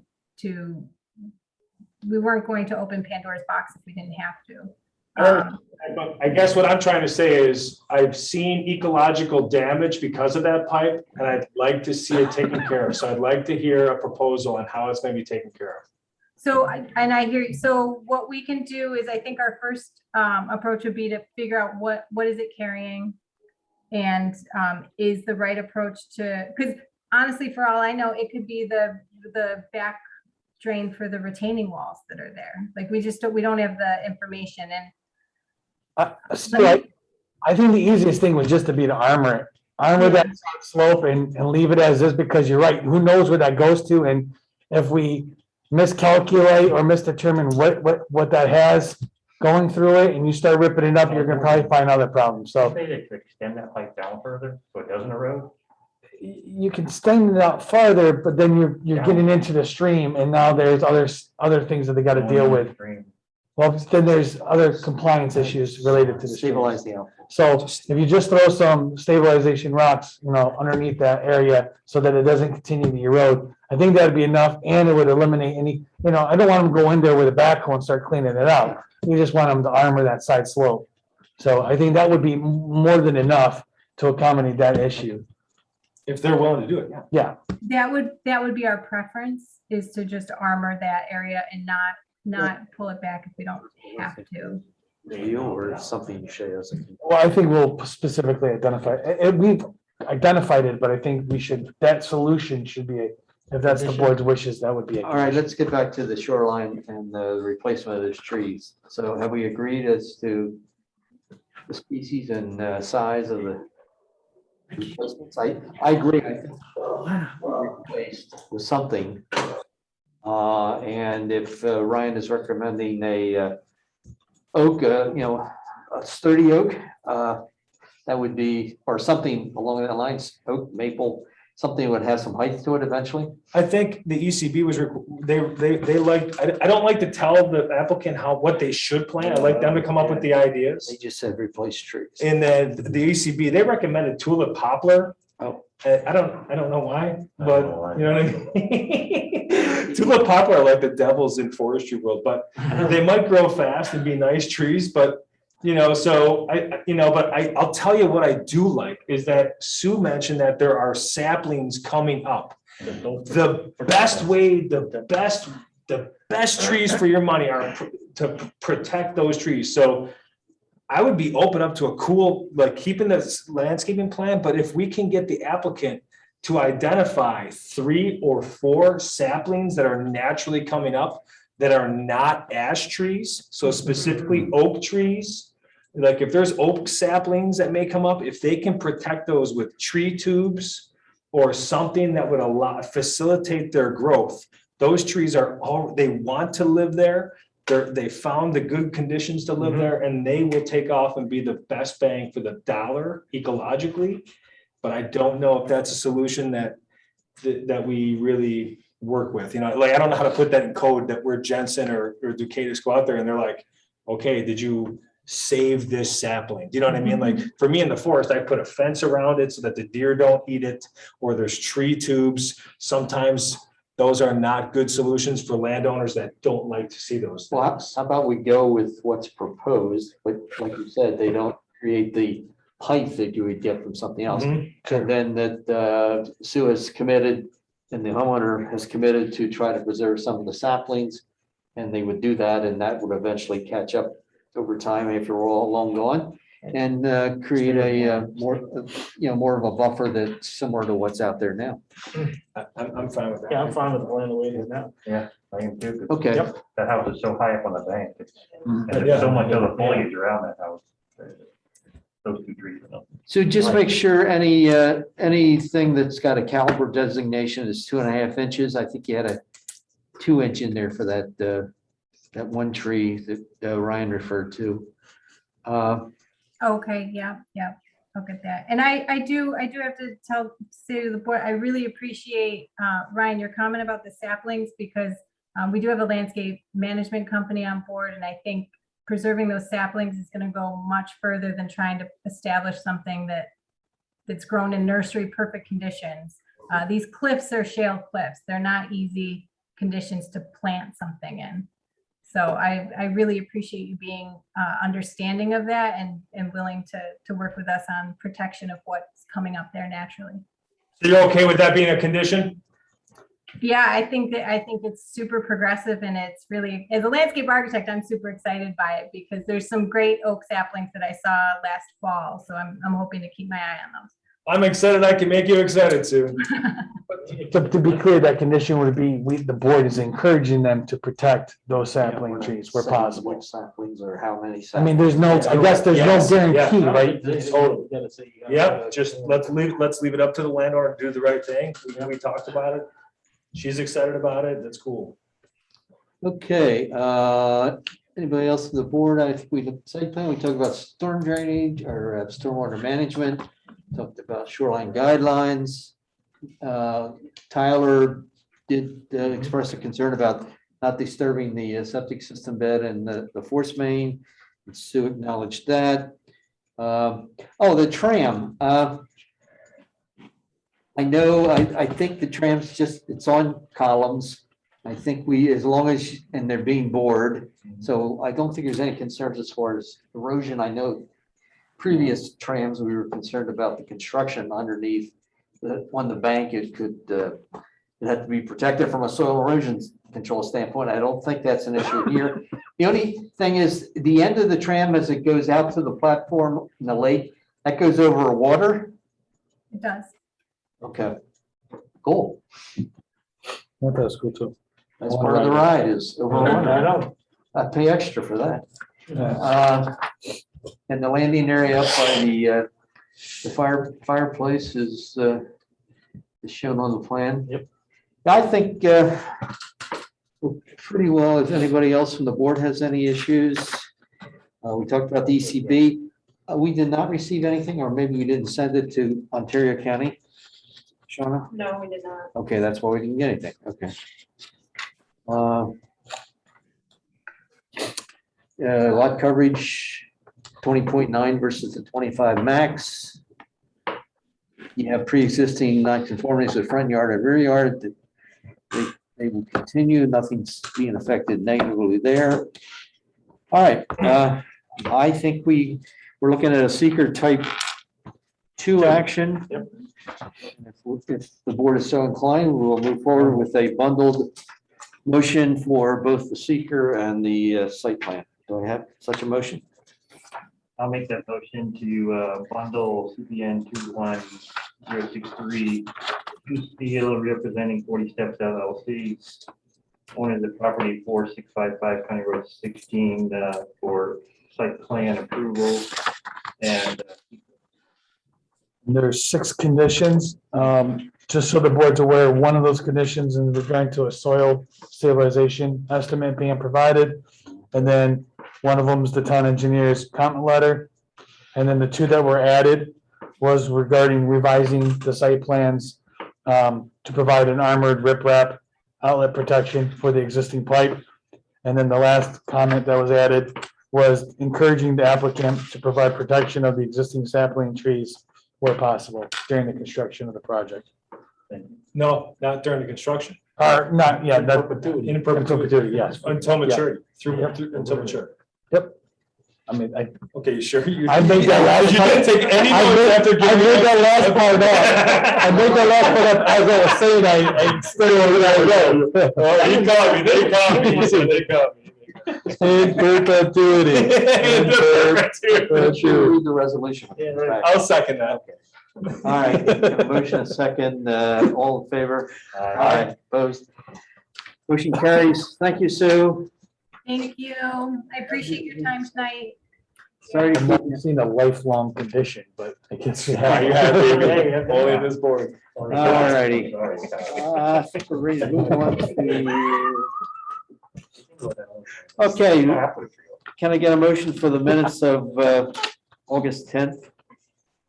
I'll make a motion to approve the minutes from August 10th. Okay, I think all parties can vote on this? No, I No, can't. you can't. Brian can't. Okay, all in favor, except Brian? Aye. Abstain, John. Okay, we have no recommendations to the ZBA. We may next meeting. On recommendations of code, we've got some money to spend. We've got 3 releases. Venezia Associates is requesting, I don't have it in front of me. Vanessa, $12,055.50. This Okay. is for phase 5B1, just for the record. 5B1, which, and it's in regard to the water main that they completed, tested, in the past. This is Lake Breeze. Lake Breeze, whatever the second, Yeah. the second entrance The is. one where, That's how I do it. First and second is the second one. okay, the shorter one. Yeah. Yeah. All right, I'll make a motion. We release the money. Any? Do I have a second? Thanks.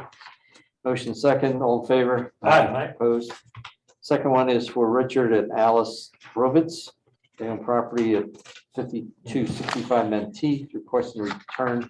It's at a final security release in the amount of, $11,866.80. I'll make that motion to release that one. got a motion to a second? I'll second it. Okay, motion second, all in favor?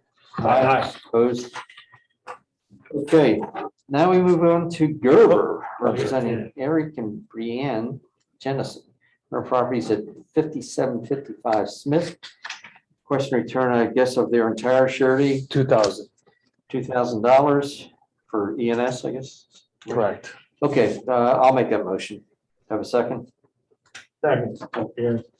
Motion made by me, second by Gary, all in favor? Aye. Opposed? Okay, Mr. Chairman? oh, If I could interrupt for a moment, Doug Finch pointed out that under the new form-based code, the town board will have to weigh in on the approval because it's over 5,000 square feet. And to do that, they will need a referral from the planning board. So if somebody could make a motion to refer this to the town board for action under the proposed form-based code, and we could have a second and a vote, then that could get this referred according to the potential new town code. The form-based. Canandaigua Crossing, Chris? That's correct. Okay. If you're holding a gun to our head to do that, we will. Which means they're gonna take it up on the 20th? That's correct. That's why I interjected and on Doug's recommendation, so that we can get this on the town board's next agenda and meet the applicant's hopeful timeframe. Well, whatever it takes to get her done. A motion to that effect. Does somebody, John, do you have? Yeah, what do we? You have what the motion is? I know, What are we doing? What are we asking the town board to do? I'm not 100% sure, but I know that it requires a referral. And hopefully. I can't really find it. I think just a referral at this point for action under the form-based code. Wait, Mr. Finch is here and he's read it recently. Sorry, I've been, I was reading the, San Francisco. I just can't get enough of this, you guys. I just miss you guys, so I have to come in and see you. I was just rereading the form-based code, but truthfully, I mean, that's been a passion of mine for years to get Uptown up and going, and really been working on that. And so I was just rereading it again myself. So when a project is 5,000 square feet or greater, it does require a referral to the town board. An endorsement is what it's called of the town board. And it does require a recommendation from the planning board. So if you could just recommend, refer the project to the town board and recommend basically that they endorse that project so that you can complete it after September 20th, or based on your 14th agenda resolutions. Well, I guess that's, Doug, that's what I was thinking is, can we do that on the 14th? Because we will have then seen the plan, approved it, and as a condition, can we then make that endorsement of what we approved on the 14th? Or is there not enough time? The only problem with that is the agenda will have already gone out for the town board agenda at that point. Maybe what you could do is, maybe I guess what I might suggest is that you make the recommendation and then you refer on the 14th your specific, whatever action it is you take associated with that, so that the town board has that before their meeting on the 20th. There's a lot of moving pieces here, obviously. This is a unique situation, but that way at least we can have the agenda and the resolution prepared and ready to go, because that'll go out by your meeting on the 14th. Okay. All right, so we're, So I we're guess- making a recommendation on Yeah, you're required, Existing. yeah, because the building's gonna do a 5,000, because it's over 5,000 square feet, it has to go to the town board, and so it requires a referral from you guys to them. So that's step one. Step two, it sounds like you could provide whatever additional feedback on the 14th, if I understood Doug correctly. That sounds. Correct. Does that, I'm sorry, Doug, this is Ryan. Does that mean the town board, do they have to endorse any project in order for it to move forward over 5,000 square feet into perpetuity? For the form-based code, correct. Yeah. Holy shit. Yeah, that's what I was. Wow, that's a wild one. Yeah, I know. Who wrote it? Sort of like the MUO, same idea, concept. It is. It's very similar to the MUO, Chairman. Because the MUO basically goes away, as well as does all of that underlying zoning currently and rezoning all these properties to form-based code. It does mean the town board needs to support all the projects. Was that, not to get in details, was that a recommendation that Kim had, that that be part of the code, that it be referred to the town board and they be involved in anything over 5,000? I mean, you could make it 10,000 or make it 15,000. I don't know what was magic about 5,000. Right. So that was because of, really the size of the buildings and the new construction. I mean, really, because you're talking about, for the form-based code, you're talking about 3-story plus buildings, 40 feet in height and everything else. And so the 5,000, part of this, like a lot of our code, especially with something this new, is I think going to need some tweaking as we go. But form-based code a lot of times does not include this step, to be 100% honest. But it was something that came up in discussions with the town board, so that they still had an opportunity to weigh in on some of the larger projects in Uptown. Okay. Yeah, because I don't remember ever hearing about this before. I thought the whole idea was that when it streamlines a project, so now this. But I'm willing to do what's right for this project, because I feel like the developer is trying to meet the intent. And I really feel like we are going to lose. I mean, I don't think he was joking around, and not that we should make policy. We should not make policy according to that, but I feel like this is a project where if we can make it work, it seems to make a lot of sense right in Uptown area. So if I can, I will make them, maybe someone else should make the motion though. Like, I will totally support it, but I may not be the best one to make that motion. I will, but maybe it comes, I'm trying to think how to word it. Doug or Chris, is the recommendation that from the planning board to the town board, a recommendation of endorsement, asking the town board to endorse the plan? It's a referral. It's a referral. So it's just merely a referral. So it asks the planning board to refer this to the town board so that they can make their endorsement. So Yeah, it's fairly the town board's, straightforward. yeah, the town board's the one that's going to do the The endorsement. endorsement will happen by the town But board. procedurally, they're obligated to review it and provide that prior to, as part of the approval process. I gotta ask, why isn't it done before us? I think it probably might happen before you guys at some point in time, and once the process begins, but because of the fact that the form-based code is going through this approval, being on the fact that we've already received the application and are moving through the application, I think that's probably why it's out of order a little bit, but. Lance is 100% correct. The flow chart, there's actually a flow chart associated with the form-based code, and it really does relax a lot of regulations. It relaxes some density in this area. We're trying to make it more efficient for the developer, and it really spells out a flow chart where this type of stuff would be done well in advance, but this is just a very unique situation. This particular one's just happened to come in at this point when we're making this change. And it's possible though that this, like the application can still move forward, even like kind of grandfathered in if there's no action by the town board in September. Like, right? Like it could still move forward and be grandfathered in. So this referral is only if the form-based code is adopted in September. Is that correct? Yeah, because Yes. it wouldn't apply. Because it wouldn't apply any other way. So pending that preemptive recommendation B, or whatever we call it. Yeah. That, yes, they would be intertwined. So I'm just gonna tell you straight up though, if form-based doesn't get approved and you go right to the 20th, his plan deals in that.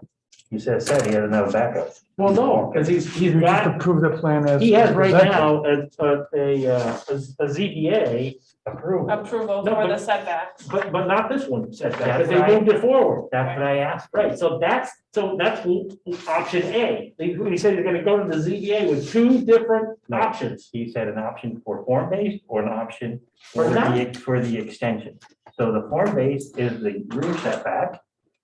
waiver, and the second one, the other one was The new the new setback. setback versus the Correct. 50. Right, so it's, if they don't get form-based and doesn't get approved, he's already planned for form-based. Right, but So, yeah, I hear That's you. why I asked him, he said he doesn't have to. His old plan received variances and got them. we got him. His new plan does not. So the variance that he would need would be A, for form-based, right? Whatever that code requires. Right. But he'd also have to have, if that form-based doesn't go through, whatever variances were created by this new plan, Right. based on the old code, front setback, now, he would have to have that application submitted too. And in either of them, I believe this board would support the ZBA approving Yeah. with that understanding. True. Yeah. So I think on the 14th, it should be ironed out by development staff what the variance is, either option, Absolutely. with the plan that's before you now, not going back to the old plan, but the plan that's before you now, what variances would be needed, either A, if form-based code is approved, or B, form-based code is not approved, what those variances We still would be get this required. plan. And then those two variances would be for you on the 14th, and you could provide a recommendation on both.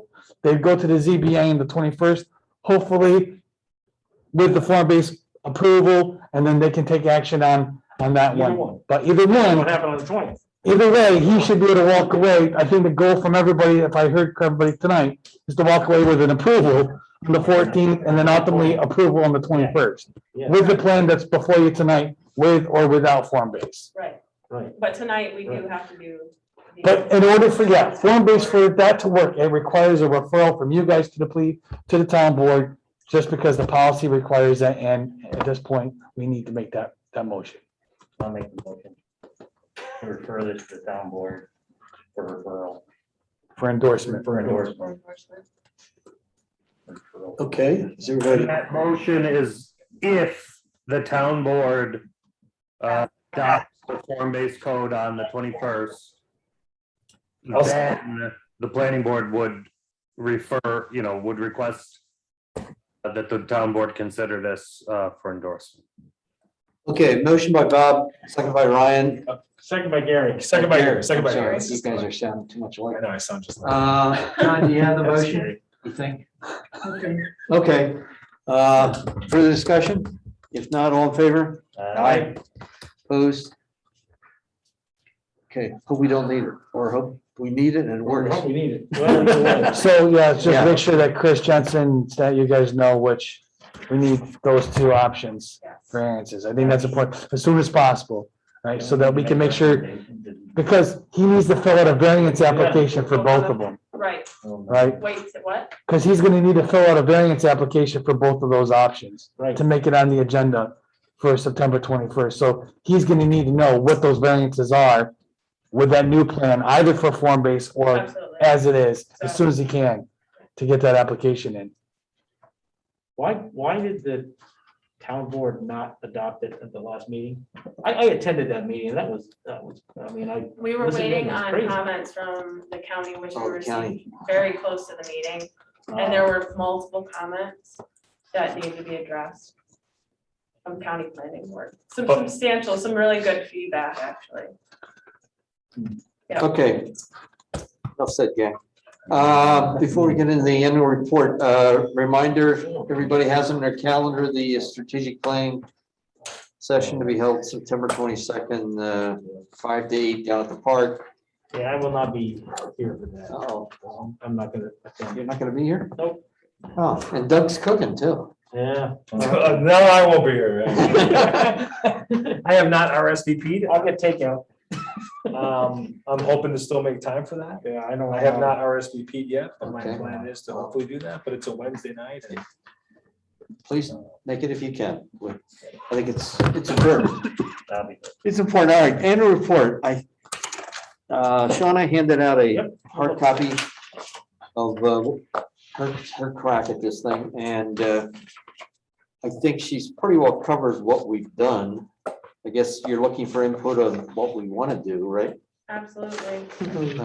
Before we get to that, you have on the bottom of the first page here from July 1st, 2020 to July 27th, 2020. Oh, yeah. We did a lot in a month, but We did a lot. not that month. So that paragraph in the next, it's got to be 21, Uh-huh. if you would. So those are all the local laws that I guess we talked about and eventually were passed on. We worked on the comp plan update. Thanks to Ryan and the committee that was working on that. No, I don't want to do any more discussion of form-based zoning. We worked on that. We worked on the off-street parking revisions, which I think was a big improvement in terms of flexibility to create parking environments that are environmentally friendly. The NRI was obviously a very important project and contributed to our ability to assess conservation subdivisions and different projects moving forward.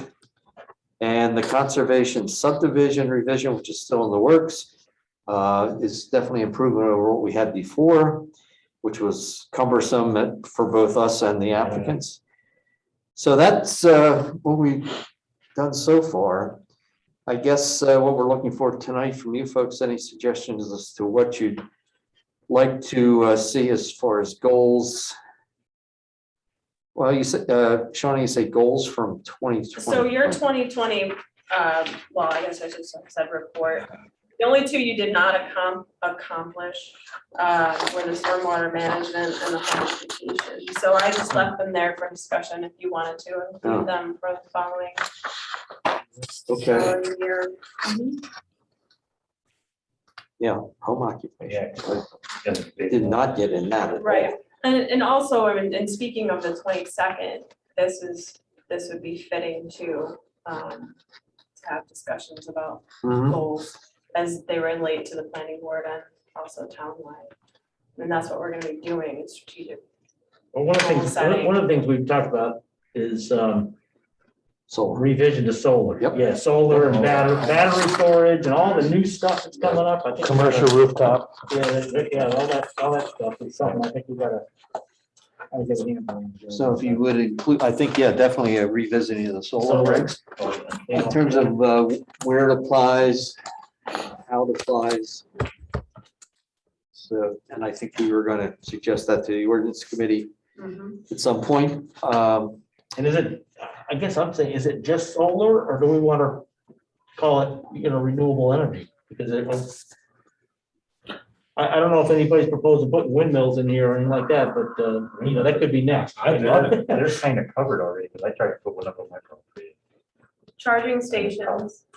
That's- Yeah. You tried to do it? Charging stations for, that could be. good. What I guess I wouldn't group them necessarily together. I would definitely say the solar one, because that's, Existing law. from what I've been seeing and everywhere across, to re-up your solar code isn't necessarily a bad thing, because there's constant changes, and we talked about it before, but constant changes in technology. And what we've started to see now is that unless your law protects you against commercial mounted solar, you might want that, might encourage that, but you might not permit it because your law doesn't allow for it.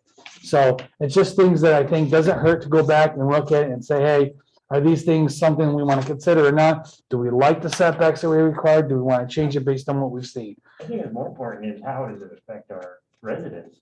Not only individually, but how does it affect us financially? That's my, Those two things, I mean, one, I like solar. I want it at my house. Two, it's ugly on the side of the street. Yep. And three, how much percentage does this town need to hold the whole percentage for New York State? I mean, it just doesn't need to be the solar. capital of the world. Yeah, Well, that's what bugs me. and I, Because once it starts, it's gonna start. I like the discussion of looking at it from a renewable energy standpoint, because energy costs are never gonna get lower, right? And so even with geothermal, right? Like the only geothermal that we've really seen come here is the one over on County Road 10 with the DeMarco project, right? Like, And some of the residential homes, I'm sure, are but doing. we don't really discuss it and talk about it though, you know? So there could be, I mean, I have geothermal. do you really? Yeah. Wow, you're like the guy. You want It's to the put a best wind thing here? ever, man. It is, no doubt, no doubt. And so why can't we, maybe there should be some, I don't know, like, I guess I don't even know how to start the conversation. It'd be good to at least look into it, but I know that the solar is tied to the grid, and then all those issues, like you say, like I tried to bring it up with that Aura. Like, how much of that savings goes back to people, including low income? Yeah. Yeah, and I never received any answers on that, but I know that through my trainings I that think that's. when we asked that, when you were here, that they said they're going to work on that. That was part of the approval. Oh, cool. Yeah, so then, yeah. But you know, it just shows that like in time, like, I'll tell you, don't get this, but I don't know why we don't have any hydro off of, in the, not in the outlet, but in the feeder canal. I mean, I really think that we should be exploring becoming our own, if we're gonna have so much of this renewable energy, why don't our taxpayers benefit? Why don't we try, let's set a goal of zero taxes. Let's get our town tax down to zero. Totally energy independent. Energy independent from the Independent state, town. wouldn't it be cool? It'd be I know. super awesome. You But know, I so. don't see that, I just see all these things coming up and I'm like, my bill isn't going down.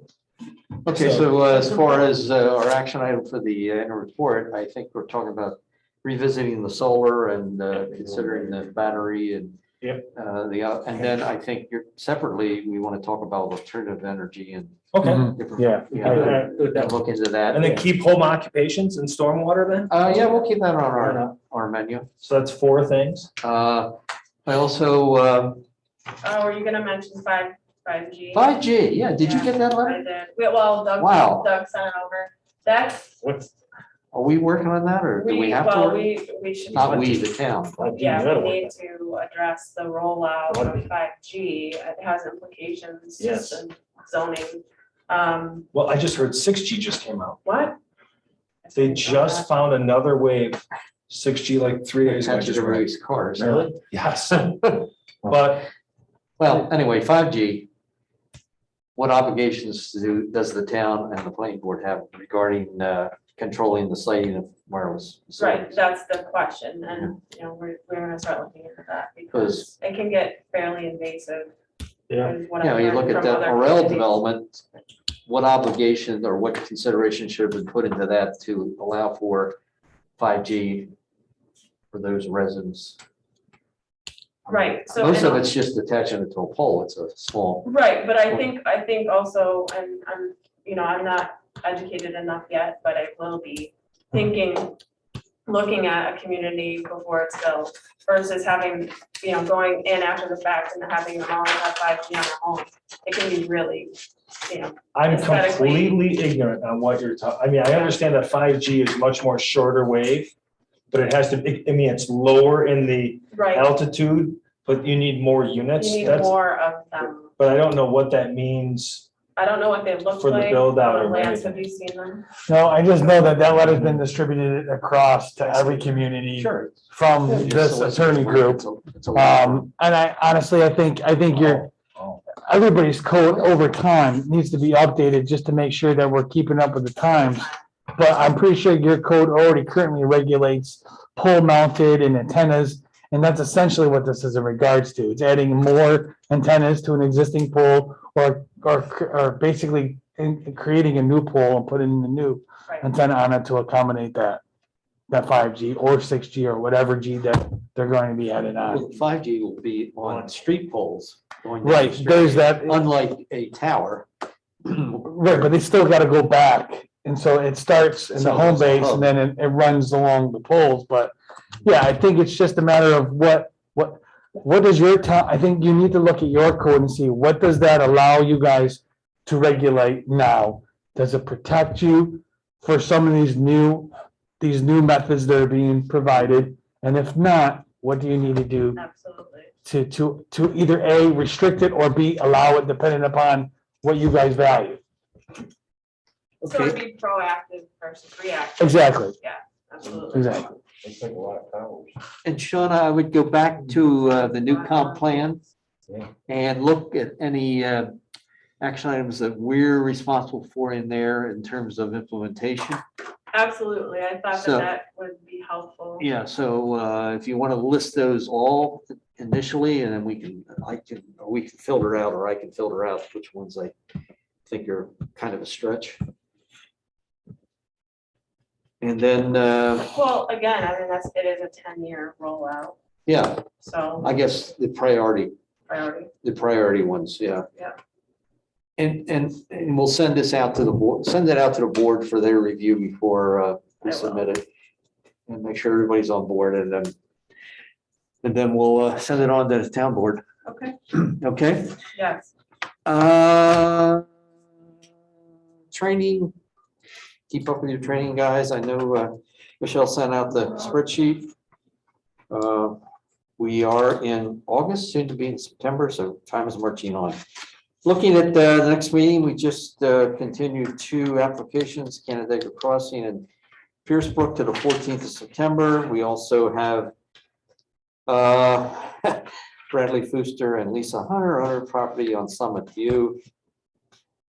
They're back with the trimming trees in the conservation. Honest to God? Fox Ridge, yeah, somewhere. Fox Ridge, baby, I've been here that Fox long. Ridge, yeah. The trees have grown tall enough to where I'm back to the start. Oh, you guys, Pull our- you lucky dogs, you. So pull out your policy that we did. Oh, man. Oh, gosh. So, yeah, apparently there's some dead ash trees the guy cleared out, and yeah, shame on him. Meager Engineering is representing Nicole and Connor Boyer, County Route 16 for a single stage, Scott Harder for a property, a new house on Acorn Hill Drive on an existing lot.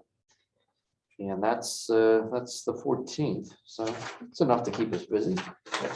Earn our pay, right? And then 28th, we got a couple too. If it's So- 28th, I might have to Zoom? remotely, or something. I might not be here on 28th. Hey, Amanda, are you out there? She was. Anymore. She is I'm not. here. Yeah, so if I can, just to talk about that, so what's, on before the last meeting, I was like, hold on a second. I never submitted my location to have that, so I talked, to have that advertised. Years ago, I did do one, remote attendance years ago. In 2017, it was, July, actually, 24th. Okay, And, yeah, and so I had to go in, I had to send my information, where I was gonna be, the hotel I was gonna be at, and the location for whatever the reasons were. Before the last meeting, I was like, I didn't do that, like, because I remembered that we were following our standard procedures. I called Chris and he was like, yeah, you cannot participate. And I was like, dude, I'm sorry, I'm not going to just sit on it. That's not me. Right. I can't be quiet. You You can't. know what I mean? Like, you guys can laugh at that, like, I You can't. can win the mute button, right? You know what I mean? So I was like. So is that why Amanda couldn't Yes, participate? I think Because so. she what, didn't say where she was? Right, she didn't advertise. So how far in advance do you need to do that? I think 2 weeks, right? I think it's 2 weeks, Chris. Oh, would it be part of the public? No, it's not part of the public notice. I think it's gotta follow the same timeline that the public hearings are advertised, because they have to have the same notice to attend. No, She's considered she's considered a excused. member of the public. Who's obligated to do that publication? Is the town doing it on the planning board's behalf, or the planning board member has to do it? No, it was, Jane, the clerk's office. well, I don't know. I think I submitted my information. I told Eric, and I think Eric told Michelle or Michelle's predecessor Okay, at the time, because it was in 2017. So, Then it had to go The into, remote policy doesn't say that. No, it doesn't. I think you're right. I think it's gotta go into the public notice that's going out on, the Yeah. town says, hey, on this meeting date, we're having a meeting at town hall on this application for this reason. Please attend town hall or Ryan State Chuck's house. or Karen Blasey in Florida. Yeah. I don't think all the times Karen was remote, she told us where she was. Oh, well, she was in the same place, but I don't think we advertised at every meeting. I don't think we do that. I don't think it's in our remote attendance policy that requirement. If it should be, From Chicago that day. if it should be, I did it. Yeah, But we that did. was because we were still under the We were executive still order of under the the- governor. Yeah. order. oh, well, that was a different, that was Although an you executive turned your order. camera off. But you're right, Karen Blaze, No one told me. there was a policy passed, and I don't know, I don't remember. And when. that's why we came up with those rules for Karen. I do think it has to be advertised each time, because it's the Oh, same Chris, sorry, criteria. Chris. He's banging on. There he is. Hi, Chris. Hello, friends. Hello, Chris. We tried to cut you off. So to address the discussion, one, it is in the remote policy. It hasn't been applicable for the last year-ish because the governor's executive order superseded our remote policy. You do have to provide notice to the development office so that it can be included in the notice of public hearing. However many days in advance of the meeting needs to be done to make the public, to get into the newspaper. The development office can tell you how many days that is. 10. Karen Blasey did give us an address, and I assume it was published. Everybody showing up at my daughter's house. That's correct. And Chris, just while we got you, that would be every single time, correct? Not, it doesn't, you can't do it once for that one location. It's gotta be every single time that there's a public hearing on an application and you're gonna be remote. That information has to be resubmitted so they can go out as part of that public notice. Sorry if I misspoke. It's not related to a public hearing. It's related to the notice of meeting. Notice open meeting, not public hearing. That's where I was getting confused. Thank you, Chris. The town planning board will be holding a meeting on Tuesday, August 24th at 6 PM at Town Hall located at 5440 Routes 5 and 20 in the town of Canandaigua. Planning board member Stachok will be remotely attending pursuant to the policy. His location will be Senor Frogs, Cancun, Mexico, located at, 1234 Party Street. You been there? I'll be with them. Don't answer that. There's no trees. I'm going right now as soon as we adjourn this meeting. All right, so I'm asking this question on behalf of our secretary, Deborah Bell. For Amanda today, she was not present then today. Amanda was not, and therefore she's excused. Excused. Yeah. Unless I mean, we don't, I guess you'd have to look at, the answer to that is, look at the public notice published in the Daily Messenger or the Messenger Post and see if address was advertised. No, It wasn't. So no, Oh, she- well then, yeah, she's excused. We didn't publish a legal notice for this meeting tonight. We only publish legal notices for For public hearings. hearings, That's right. for new public hearings. We never. We don't publish a legal notice for every meeting, Unless- it's only for a public Right, hearing. it just gets advertised on the website that you have a meeting tonight, same with the It's just agenda. on the agenda. Right. There's no notice that goes in the paper for every meeting. An agenda goes on the website, so maybe that's. what we have to go. Sounds like we need to just. Yeah, you hear that? review. About that. Maybe it should be on the top of the agenda where we have the reference to the Zoom. You can participate in person or in Zoom. And board member Ryan Stachek will be in Cancun and he will not be participating. Yeah. He will be If participating they want to remotely. participate, you gotta do that. And that be on the top of the agenda along with the other preamble. All right. Okay. Make a motion to adjourn this meeting at 8:38 PM. About time. Second. Aye, in favor? Aye. Those, thanks, folks. Thank you, Chris and Doug. Thanks, Shauna. Thanks. Have a great night, everybody. All right. Enjoy Cancun, Chris. I'll see you all there. See you. right. Next meeting, we'll have a remote meeting there. In that case, I might be excused on the 28th. Uh,